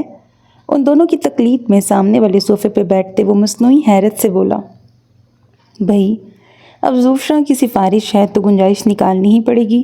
ہماری بیگم کہیں اور ہم نہ مانیں، ایسے تو حالات نہیں۔ اس کی طرف دیکھتے وہ مسکرایا، جس پہ زوفشا نے اترا کر گردن اکڑائی۔ بہت بہت شکریہ بھائی جان۔ وہ ایک بار پھر اپنی نشست سے کھڑا ہوا اور آگے بڑھ کر کمر تک جھک کر اس سے دوبارہ ہاتھ ملایا۔ اس کی ممنونیت پہ مسکراتے اس نے ہاتھ کے اشارے سے اسے بیٹھنے کو کہا۔ تم ایسا کرو، کل میرے آفس آ جانا، اور ہاں یار، تمہارا کزن آیا ہے، کچھ خاطر تواضع کرو۔ انداز ہلکا پھلکا تھا، ویسے بھی وہ خاصا کم گو تھا، اور پھر اس سسرالی رشتہ دار سے بار بار تشکرانہ کلمات سننا اسے بور کر رہا تھا۔ جی میں بس ڈنر لگواتی ہوں، وہ دھیمے لہجے میں کہتی اپنا قیمتی سامان سنبھالتی اٹھ کھڑی ہوئی۔ یہ ہمارے صاحب زادے نظر نہیں آ رہے، کیا آج پھر جلدی سو گئے ہیں؟ اس کی توجہ اب سامنے چلتے ٹی وی کی اسکرین پہ تھی۔ وہ جلدی نہیں سویا، آپ لیٹ آئے ہیں، وہ مسکراتے ہوئے رکی۔ یار اب اتنا بھی لیٹ نہیں ہوا، وہی آج کل بہت جلدی سونے لگا ہے، اور اسکول جاتے ہوئے بھی مجھ سے مل کے نہیں جاتا۔ یہ تو اب جیسے روز کا معمول بن چکا تھا۔ کام میں الجھا وہ پہلے بھی اس کو بہت زیادہ وقت نہیں دے پاتا تھا۔ اس کی شادی کرنے کی ایک بڑی وجہ بھی یہی تھی۔ وہ تمام عمر بچے کو ملازموں پہ چھوڑ کے بیٹھ نہیں سکتا تھا، اور زوفشا سے شادی کے بعد وہ واقعی ریلیکس ہو گیا تھا۔ اس نے اس کی پریشانی اور بوجھ بانٹ لیا تھا، پر یہ اس کی خام خیالی تھی۔ شروع کے دن نکال کر وہ زہریلی ناگن اب آہستہ آہستہ اپنا زہر ان کی زندگی میں اتارنا شروع ہو گئی تھی۔ اس کی غیر موجودگی میں وہ بچے کی بات بے بات ڈانٹتی، مارتی، یہاں تک کہ معمولی باتوں پہ کھانا پینا بند کر دیتی۔ کبھی اسٹور تو کبھی باتھ روم میں لاک کر کے سزائیں دیتی۔ بچے پہ اس کا خوف اس قدر شدت سے حاوی ہو چکا تھا کہ وہ معصوم مزید سزا کے ڈر سے باپ کو بھی کچھ نہیں بتاتا تھا۔ وہ اس لیے کیونکہ آپ اس وقت سو رہے ہوتے ہیں اور آپ کی نیند ڈسٹرب نہ ہو، اسی لیے ہم آپ کو جگاتے نہیں۔ اسکول جانے والے بچوں کی روٹین ایسی ہی ہوتی ہے، نیند پوری نہیں ہوگی اس کی تو سارا دن اپسیٹ ہو جائے گا۔ اس کی یہی کوشش ہوتی کہ ان باپ بیٹے کا سامنا کم سے کم ہو، اسے اسکول کے بہانے جلدی سلا دیا جاتا، حالانکہ وہ بیچارہ رات دیر تک اکیلا اپنے کمرے میں سسکیاں لیتا رہتا تھا۔ صبح باپ کے جاگنے سے پہلے وہ اسکول چلا جاتا۔ ویکینڈ پہ بھی کچھ نہ کچھ مصروفیت چلتی ہی رہتی، اور جو وقت وہ دونوں ساتھ گزارتے تو اس دوران وہ خود بھی موجود ہوتی، اور اس کا خوف تو اب ایسا تھا کہ وہ شکایت کر ہی نہیں سکتا تھا۔ اوکے باس، جیسے آپ کی مرضی، ہم تو یہ سب معاملات آپ پہ چھوڑ چکے ہیں اور اب راوی چین ہی چین لکھتا ہے۔ وہ جیسے ہار مانتے ہوئے بولا، پر اس ہار میں بھی محبت تھی۔ اس کے شہد لہجے کے آگے کون ظالم حجت کر سکتا تھا؟ میں کھانا لگواتی ہوں۔ مسکراتے ہوئے زوفشاں کمرے سے نکل گئی۔ خود اس کی توجہ اب بھی ٹی وی پر تھی، جبکہ تھوڑی پہ ہاتھ ٹکائے سفیان اسے ستائش بھری نظروں سے دیکھتا رہا، اس وقت تک جب تک وہ نظروں سے اوجھل نہ ہو گئی۔ کوئی اور وقت ہوتا تو اس با کمال اداکاری پہ وہ باقاعدہ کھڑے ہو کے اس کے اعزاز میں تالیاں بجاتا۔ وہ دل ہی دل میں معترف ہوا تھا، کیونکہ اب تک وہ یہی سوچتا تھا کہ دنیا میں اس سے بڑھ کے کمینہ کوئی دوسرا نہ ہوگا، لیکن آج اس کے خیال کی نفی ہو گئی تھی۔ شیشوں سے جھانکتی دھند بھری خنک صبح کا سحر اپنی جگہ پر آفس کے اندر سینٹرل ہیٹر کی گرمائش سکون دیتی تھی۔ طبیعت خراب ہونے کے باوجود اذلان ابھی کچھ دیر پہلے ہی دفتر پہنچا تھا۔ اپنے کیبن میں تنہا وہ پورے انہماک سے کمپیوٹر اسکرین کو دیکھ رہا تھا۔ کمرے کی خاموشی میں کی بورڈ پہ وقفے وقفے سے چلتی اس کی انگلیوں سے اٹھتا شور درار ڈالتا تھا۔ دروازے پہ دھیمی دستک کے ساتھ ہارون کی آمد ہوئی۔ ہاتھ میں پکڑا فولڈر مؤدبانہ اس کی میز پہ رکھ کر وہ اب اگلے حکم کا منتظر تھا۔ Private and confidential. اپنے سامنے رکھے فولڈر کے اوپر لگے لیبل پہ نگاہ ڈالتے اذلان نے ہارون کی سمت دیکھا، جو ہاتھ باندھے کھڑا تھا۔ میز سے فولڈر اٹھا کے اس نے ابرو اچکائے ہارون کو دیکھا، جس نے تائیدی انداز میں سر ہلایا اور پھر جس خاموشی سے کمرے میں داخل ہوا تھا اسی خاموشی سے باہر چلا گیا۔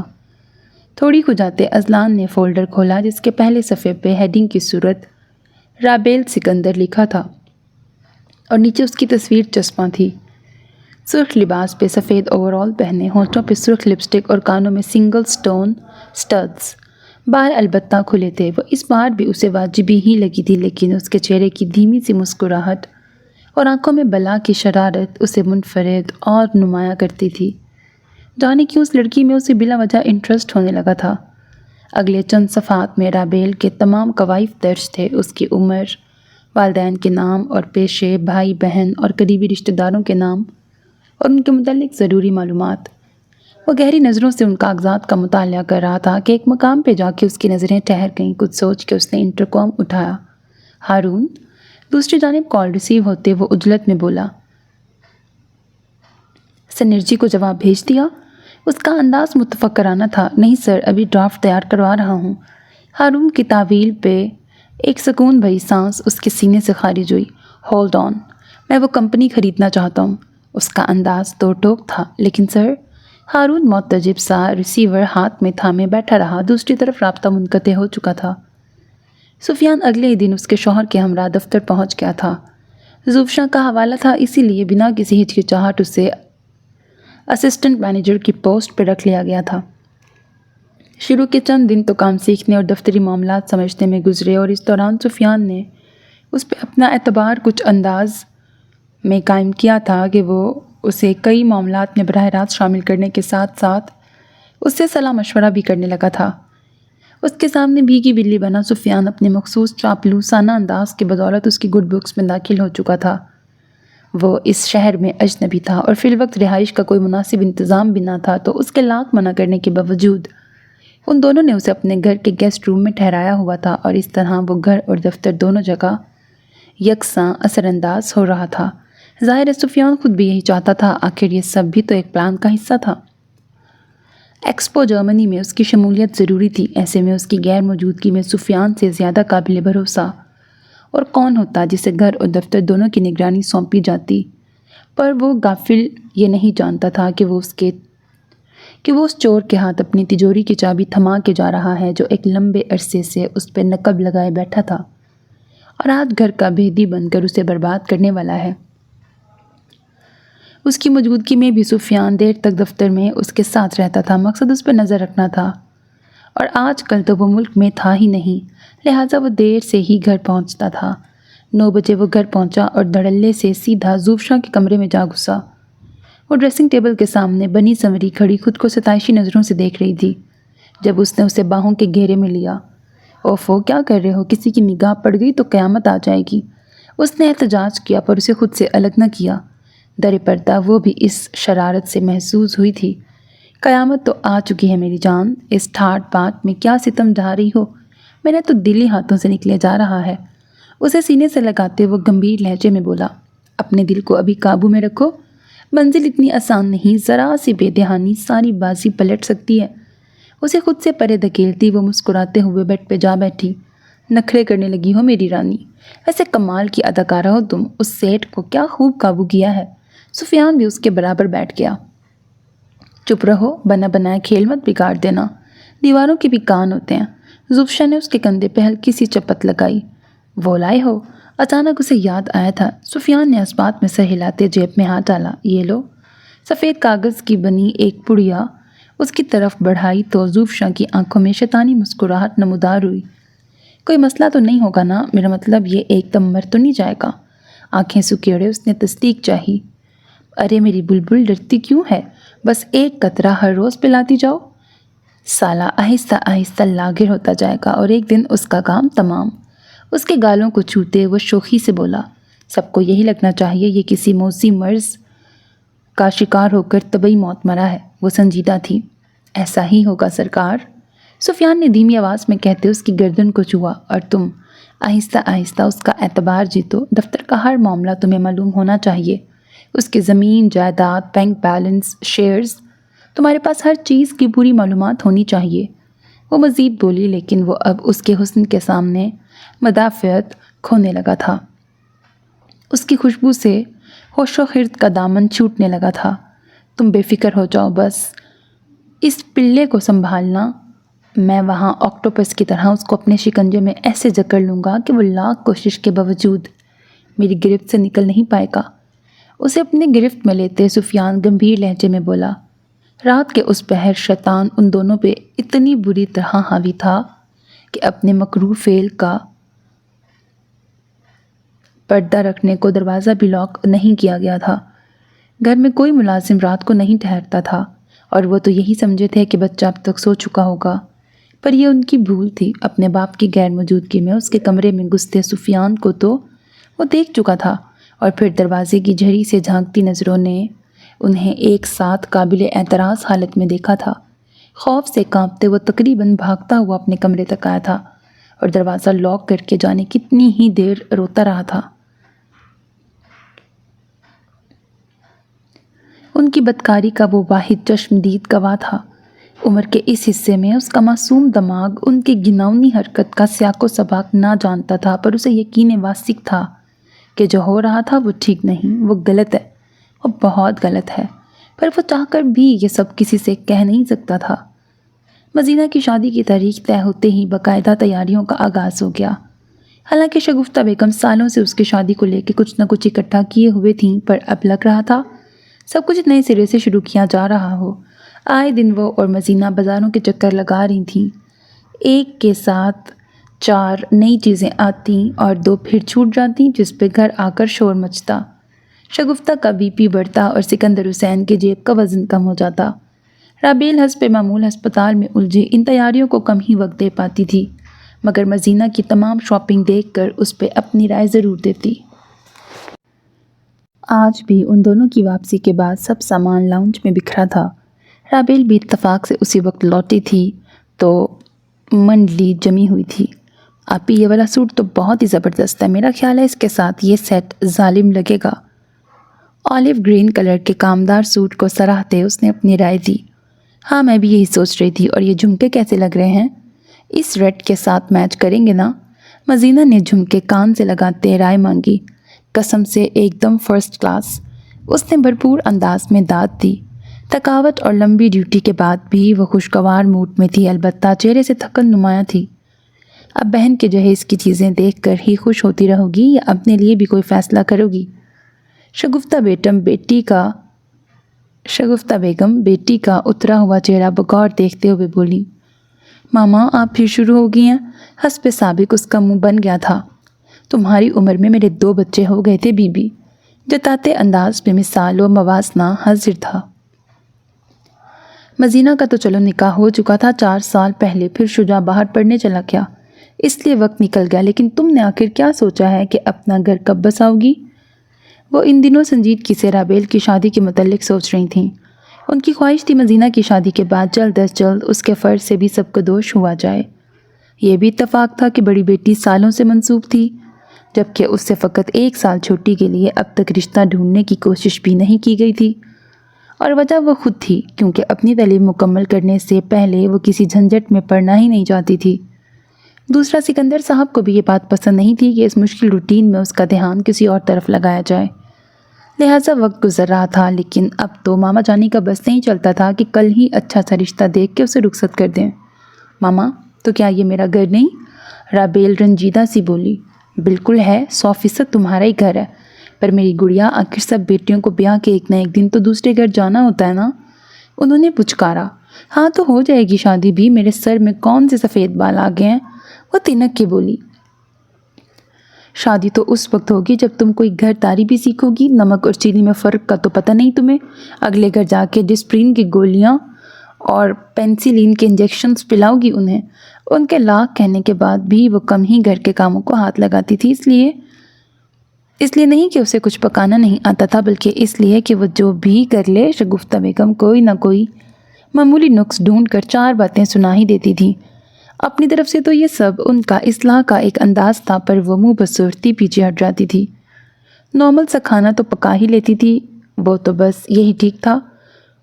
ویسے بھی مزینہ کے ہوتے اسے کم ہی کچن میں جانے کا موقع ملتا۔ اب بھی اسے چینی نمک کے فرق پہ صلاحاتیں سنا دی تھیں۔ اس معاملے میں تو یہ بالکل آپ پہ گئی ہے۔ یاد ہے آپ کے ہاتھ سے بھی کتنی ہی بار نمک والی چائے پی تھی ہم نے۔ اس سے پہلے کہ وہ کچھ کہتی، سکندر صاحب کی کب سے بے چین ٹانگ درمیان میں آ گئی تھی۔ بیٹھے بیٹھے وہ پھلجڑی چھوڑی کہ شگفتہ بیگم کو مرچیں لگا دیں۔ لب دبائے مزینہ نے سامان سمیٹا اور رابیل جوتے ہاتھ میں پکڑے چپ چاپ کھسک لی۔ کچھ تو خدا کا خوف کریں، 12 مسالوں کی بریانی اور نہاریاں اپنے ان گناہگار ہاتھوں سے پکا کے کھلاتی نہیں ہوں تمام عمر آپ کو، پر یاد رہی تو نمک والی چائے۔ سیڑھیاں چڑھتے اس کے کانوں سے شگفتہ بیگم کی تعصف میں ڈوبی آواز ٹکرائی۔ سفیان کا تعلق لوئر مڈل کلاس کے ایک ایسے گھر سے تھا جہاں غربت اخلاقیات کو کھا جاتی ہے۔ ایک موذی بیماری سے اپنے جوان سال باپ کی موت کے بعد اس نے زندگی میں بدترین وقت دیکھا تھا۔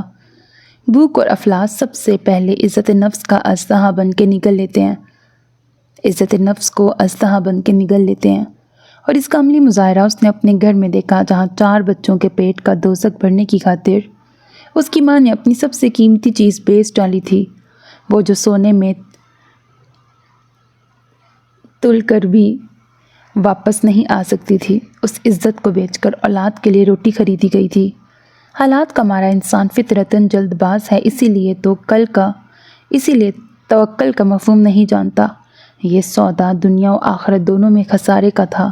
حرام مال سے اولاد کی پرورش کرنے والے ان کی رگوں میں زہر بھرتے ہیں، اور پھر وہ زہر معاشرے کا نسور بن جاتا ہے۔ سب سے بڑا بیٹا ہونے کے سبب سفیان اپنے خاندان کی خستہ حالی سے واقف تھا، تو ہر اس گالی کا مفہوم بھی جانتا تھا جو ایک جسم بیچنے والی ماں کی اولاد کو ملتی ہے۔ حالات تو خیر کبھی نہیں بدلے تھے، پر وہ اپنی قسمت بدلنے گھر سے نکل گیا تھا۔ ان نامساعدہ حالات کے باوجود سفیان نے انٹر کیا تھا، لیکن کہیں بھی ڈھنگ کی ملازمت نہیں ملی تھی۔ اس کے باقی بہن بھائی تو خیر یہ بھی نہیں کر سکے تھے۔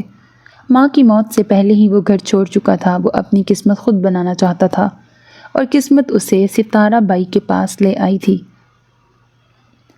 زوفشا کا تعلق اسی بدنام زمانہ بازار سے تھا کہ شرفا میں جس کا نام لینا بھی اپنی توہین سمجھا جاتا تھا۔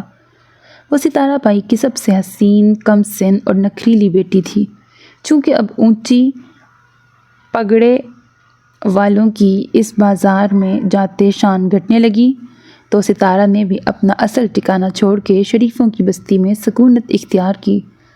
وہ اسی مٹی کی بود و باش تھی جو مردوں سے تعلقات فقط ایک چیز کے لیے قائم کرتی ہیں، اور وہ ہے پیسہ، اور یہاں بھی وہ اس سے محروم نہیں ہوئی تھی۔ پر اپنی روایت کے برعکس زوفشا محبت کا روگ لگائے بیٹھی تھی، وہ بھی سفیان رفیق سے، جو راتوں رات دولت کمانے کی ترکیبیں سوچتا، ہوائی قلعے بناتا اور دن میں کھلی آنکھوں سے خواب دیکھتا۔ نئے علاقے میں رئیسوں کو ایسے گھروں کا راستہ سفیان کی بدولت پتہ چلتا، بدلے میں وہ اسے کچھ نہ کچھ عنایت کرتے۔ زوفشا کو اس کام میں دلچسپی نہ تھی، اسے سفیان کے ساتھ گھر بسانا تھا، بچے پیدا کرنے تھے۔ شریفانہ زندگی گزارنی تھی، اسی لیے ایک دن اس کی خاطر رات کے اندھیرے میں ستارہ بائی کا سارا زیور اکٹھا کر وہ سفیان کے ساتھ بھاگ گئی۔ وہ تو اس سے فوراً شادی کرنا چاہتی تھی، لیکن سفیان کا فی الحال اس سے شادی کا کوئی ارادہ نہیں تھا۔ وہ غریب پیدا ہو کر غریب نہیں مرنا چاہتا تھا۔ زوفشاں جو ماں کا زیور لائی تھی وہ بھی اس کے لیے باعث تسلی نہ تھا۔ اسے کروڑوں چاہیے تھے جو کبھی ختم نہ ہوتے، اور اس کا بس ایک ہی طریقہ تھا، کسی رئیس کے گھر ڈاکہ ڈالا جاتا اور اس کے کروڑوں ہی ہتھیا لیے جاتے، کیونکہ اتنا پیسہ سفیان اپنی زندگی میں کما تو سکتا نہیں تھا۔ لہٰذا سوچ سمجھ کر پلان کے تحت ہمایوں بخت کا انتخاب کیا گیا تھا۔ بوربند میں زوفشاں کی ہمایوں بخت سے ملاقات اسی سازش کا حصہ تھی جس کا ماسٹر پلانر سفیان تھا۔ اسے زوفشاں میں اس لمبی چوڑی جائیداد سے بڑھ کر دلچسپی نہ تھی۔ ہمایوں بخت جیسی بڑی اسامی کو پھانسنے کے لیے زوفشاں کانٹے میں پھنسی بیٹ تھی، اور آج اس کی بدولت چند ماہ میں سفیان اس کے گھر اور دفتر دونوں میں جگہ بنا چکا تھا۔ اگلا مرحلہ مشکل تھا، پر وہ دونوں پوری تیاری کر چکے تھے، لیکن جس راز کو وہ دونوں اب تک چھپاتے آئے تھے اس میں کوئی تیسرا شریک ہو چکا تھا۔ موسم نے کروٹ بدلی تو سورج نے اپنی چھب دکھلائی۔ بہار کی آمد تھی، ایسے میں پورا شہر کاسنی اور پیلے پھولوں کے رنگوں سے سجا تھا۔ موسم بدلا تھا پر زندگی کا معمول نہیں۔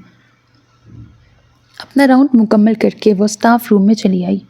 اتفاق سے کمرہ خالی تھا تو صوفے پہ پاؤں سمیٹ کر بیٹھ گئی۔ آج تو آنکھیں بھی نیند سے بوجھل ہو رہی تھیں۔ اسی وقت ڈاکٹر عاصم کمرے میں داخل ہوا۔ ہاتھ میں 2 مگ تھام رکھے تھے۔ یہ لیجیے آپ کی چائے۔ آتے ہی ایک کپ رابیل کی طرف بڑھایا۔ تھینک یو سو مچ۔ اس وقت سچ میں اس کی طلب ہو رہی تھی۔ کپ تھامتے رابیل نے تشکرانہ انداز میں کہا، کیا ہوا خیریت؟ دشمنوں کی طبیعت ناساز لگ رہی ہے؟ صوفے پہ بیٹھتے ڈاکٹر عاصم نے سوال کیا۔ رابیل کا چہرہ اور لہجہ دونوں ہی چگلی کھا رہے تھے۔ نہیں، بس تھکاوٹ بہت زیادہ ہے۔ آپ ہی کی شادی ہے نا، تو کاموں کا ایک انبار ہے، اور پھر یہ ڈیوٹیاں۔ گھونٹ بڑھتے رابیل نے ہلکے پھلکے انداز میں وضاحت کی، تو چھٹی لے لیں، میں کور کر لوں گا۔ ڈاکٹر عاصم نے تجویز کے ساتھ مدد کی آفر دی۔ Thank you so much. شادی کے لیے تو لیو اپروو ہے میری۔ ان دنوں آپ کو ہی مینیج کرنا ہوگا، لیکن ابھی تو کام چل رہا ہے۔ رابیل اس خلوص پہ متشکر تھی، پر چہرہ اب بھی اداس تھا، یا شاید متفکر۔ کیا بات ہے رابیل، آپ کو پہلے کبھی اتنا خاموش نہیں دیکھا۔ کیا کوئی اور بات بھی ہے؟ میں آپ کا دوست ہوں، آپ مجھ سے شیئر کر سکتی ہیں اگر مناسب سمجھیں تو۔ عاصم کو فکر ہوئی۔ ان دونوں کا برسوں پرانا ساتھ تھا، اور رابیل کم ہی اتنی سنجیدہ ہوتی تھی۔ بات ہے بھی اور نہیں بھی، رابیل نے بتانا شروع کیا۔ آج کل ماما روز میری شادی کا قصہ لے کے بیٹھ جاتی ہیں۔ پہلے تو بابا کی وجہ سے مذاق میں بات ٹل جاتی تھی، لیکن اب وہ بھی ان کے ساتھ مل چکے ہیں۔ یہ بات کوئی نئی نہیں تھی کہ شگفتہ بیگم اس کی شادی کا قصہ نکال کے بیٹھی ہوتی تھی، مگر کل رات جب سکندر صاحب نے بھی ان کی تائید کی اور رابیل کو سنجیدگی سے کوئی فیصلہ کرنے کا کہا تو وہ الجھ سی گئی۔ اب تک زندگی جن ہنگاموں میں الجھی ہوئی تھی، شادی کے متعلق دھیان گیا ہی نہیں تھا۔ اب سیٹ ہونے والی بات تھی بھی اور نہیں بھی تو پھر؟ عاصم تشویش سے بولا۔ رابیل کے لیے اس کے دل میں جذبات دوستی سے بڑھ کے تھے۔ یہ اور بات وہ کبھی کھل کے اظہار نہیں کر پایا تھا، کیونکہ رابیل کا مزاج عام لڑکیوں سے قطعاً مختلف تھا، پر عاصم کی پسندیدگی دراصل محبت تھی۔ بس پھر کیا، ماما کی وارننگ ہے، اس بار جو پہلا رشتہ میرے لیے آیا اس کے ساتھ مجھے کان پکڑ کے رخصت کر دیا جائے گا۔ رابیل بے بسی سے ہنسی۔ رابیل، میں آپ سے کچھ کہنا چاہتا تھا کافی عرصے سے، لیکن بس شاید اب وقت آ چکا کہ عاصم اپنے دل کا حال رابیل کو کہہ سنائے، ورنہ یہ خاموشی اس کے مخالف ہو جاتی۔ کچھ سوچ کر اس نے بات کا آغاز کیا، لیکن قاصد کو دیکھ کر جملہ ادھورا چھوڑ دیا۔ ڈاکٹر صاحبہ، یہ پیکٹ آپ کے لیے آیا ہے۔ قاصد نے ایک چھوٹا سا پیکٹ رابیل کی طرف بڑھایا جو خوبصورت گفٹ پیپر میں لپٹا ہوا تھا۔ میرے لیے؟ رابیل نے تحیر سے پہلے اس سنہری پیکٹ کو دیکھا، پھر ایک نگاہ سامنے بیٹھے عاصم پہ ڈالی۔ جی، کوئی آدمی ریسیپشن پہ دے کے گیا تھا، اس پہ آپ کا نام بھی لکھا ہے۔ قاصد نے وہ بتایا جو اس کے علم میں تھا۔ اسٹرینج، پیکٹ پہ واقعی رابیل کا نام لکھا تھا۔ اچھا جی، شکریہ۔ پیکٹ کو الٹ پلٹ کرتے رابیل نے قاصد سے کہا۔ وہ الٹے قدموں واپس لوٹ گیا۔ کس نے بھیجا؟ عاصم نے سوال کیا۔ اس کی بات تو خیر ادھوری ہی رہ گئی تھی۔ بیچنے والے کا نام نہیں، رابیل نے بتایا۔ کھول کے دیکھیں؟ आसिम की तरफ देखते राबेल ने कुछ सोचते हुए सुनहरी कागज़ खोलना शुरू किया। अंदर एक मेटल बॉक्स था जिस पे एक छोटा सा कागज़ चिस्मा था, अज़ाला। राबेल ने कागज़ उतारकर आसिम को दिखाया। उसकी कुछ भी समझ में नहीं आया था। उसी वक्त डॉक्टर आसिम की कॉल आ गई और वो स्टाफ रूम से निकल गया। राबेल अब तन्हा थी। पेन? बॉक्स खोला तो एक कीमती क्रिस्टल जड़ा सिल्वर पेन मखमली डिबिया से निकला।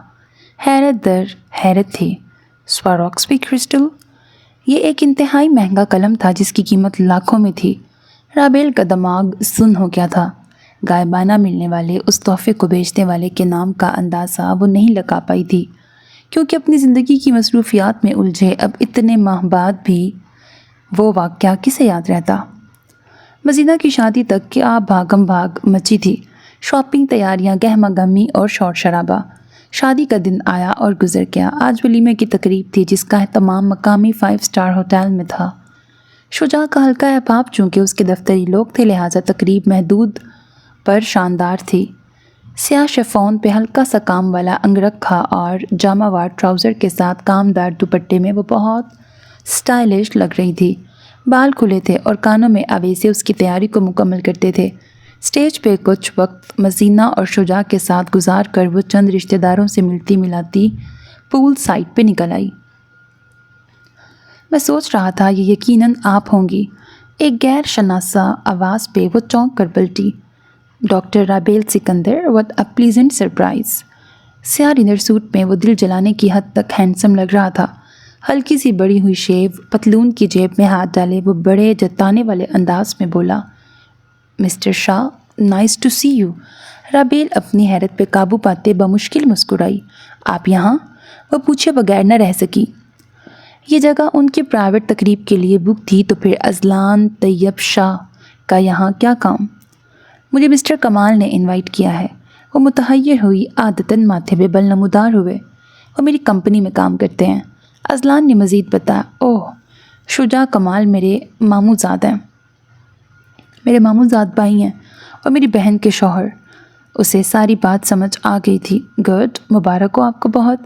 उसके होंठों पे बड़ी महूम सी मुस्कुराहट थी। शुक्रिया। राबेल को उसका मुस्कुराना अच्छा लगा था, वरना तो अस्पताल में 2 दिन वो बस एंग्री यंग मैन ही बना रहा था। अपने हिसाब से वो बात ख़त्म कर चुकी थी, लिहाजा पलट कर वहाँ से जाने लगी। पर अजलान शायद बात अब शुरू कर रहा था। मैं समझा था मेरा शुक्रिया अदा करने के लिए आप यकीनन मुझे कॉल करेंगी, लेकिन एनीवे। उसने मुड़कर देखा। क्या मतलब? मैं समझी नहीं। ये शख्स उसे मुस्तकिल हैरान करने पे तुला हुआ था। एक तो वैसे ही वो उसकी नज़रों से कंफ्यूज हो रही थी, कुछ वो पहले ही उसकी शख्सियत से मुतासिर थी, और अब ये कोई नई बात निकाल के बैठ गया था। हालांकि मुश्किल बात थी नहीं, वैसे भी मैंने आपका नुकसान किया था। अज़ाला तो बनता था, फिर शुक्रिया कैसा? इस एक लफ्ज़ पे ज़ोर दिया गया। अज़ाला? एक मिनट, वो पेन आपने भेजा था? राबेल के सस्पेंस का खात्मा हुआ था। ओह माय गॉड, मुझे ये ख्याल पहले क्यों नहीं आया? इस पज़ल को उसने खुद ही हल कर दिया था। आपको वो नहीं भेजना चाहिए था। अगर उस पर भेजने वाले का नाम पता लिखा होता तो मैं उसी वक्त वापस भिजवा देती। ये जानकर उसे खुशगवार हैरत हुई थी, पर राबेल आज तक उस कीमती तोहफे को कबूल नहीं कर सकी थी। ये उसकी फितरत के ख़िलाफ़ था कि अनजान लोगों से तहाइफ वसूल करे, इसलिए कुछ खफगी का इजहार किया। शायद यही सोच के नहीं लिखा था। निचला लब दबाए अजलान ने मुस्कुराहट रोकी। मैं बस एक्सक्यूज़ करना चाहता था अपने तरीके से, उसने मज़ीद कहा तो राबेल ने नफ़ी में सर हिलाया। इसकी ज़रूरत नहीं थी, और वो पेन बहुत महंगा है। मैं इतने महंगे पेन का क्या करूँगी? मुझे ज़रूरत नहीं उसकी। राबेल ने साफ़गोई से बताया।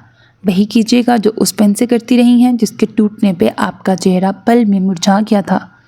यकीनन इससे महंगा तो नहीं हो सकता वो, अजलान ने तमस्खर से कहा, और राबेल को उसका ये अंदाज़ बिल्कुल अच्छा नहीं लगा। वो महंगा नहीं, कीमती था। कुछ चीज़ों की अहमियत उनका प्राइस टैग नहीं, देने वाले की मोहब्बत और उसका खलूस होता है। वो मेरे बाबा का गिफ्ट था और उसका कोई मुतबादिल नहीं हो सकता। अपनी नापसंदीदगी को लफ्ज़ों में डालकर उसने अजलान पे ये वाज़िया कर दिया था कि वो उसके पैसों से मुतासिर नहीं हुई। अच्छा फ़लसफ़ा है, इम्तिहान में अच्छे नंबर मिलते हैं ऐसी बातें लिखने पे। वो अजलान शाह था। सामने वाले की नफ्सियात पढ़ना उसके बाएं हाथ का खेल था। اس کے طنز کا برا مانے بغیر وہ بہت اعتماد سے بولا۔ اس سے پہلے کہ رابیل کوئی جواب دیتی وہاں شجاع آ گیا۔ یقیناً اسے اذلان کی آمد کی خبر ہو گئی تھی۔ ویلکم سر، آپ کی آمد نے میرا مان بڑھایا ہے، میں بہت مشکور ہوں، وہ مؤدب بولا اور پھر پاس کھڑی رابیل سے اذلان کا تعارف کروانے لگا۔ وہ دونوں ایک دوسرے کو پہلے سے جانتے ہیں، یہ جان کر اسے حیرت ہوئی تھی۔ آپ نے خلوص سے بلایا تھا اس لیے چلا آیا۔ ویسے بھی پیار اور خلوص انمول ہوتے ہیں، ان کا کوئی متبادل نہیں۔ ایسا بھی کچھ دیر پہلے سنا ہے میں نے۔ بڑا جتاتا سا انداز تھا اس کا۔ مفہوم شجاع کو تو سمجھ نہیں آیا تھا کیونکہ وہ پس منظر سے واقف نہ تھا، پر پاس کھڑی رابیل ضرور جانتی تھی یہ اسے سنایا گیا ہے۔ وہ فوراً ہی وہاں سے چلی گئی تھی۔ شجاع اذلان کے ساتھ اب مزینہ سے اس کا تعارف کروانے اسٹیج کی طرف جا رہا تھا۔ عورت ذات سے تو اسے ویسے ہی چڑ تھی، اس پہ یہ عام سی لڑکی کا یہ اعتماد وہ اسے بالکل اچھی نہیں لگی تھی، پر اسے ذہن سے نکال بھی نہیں سکا تھا۔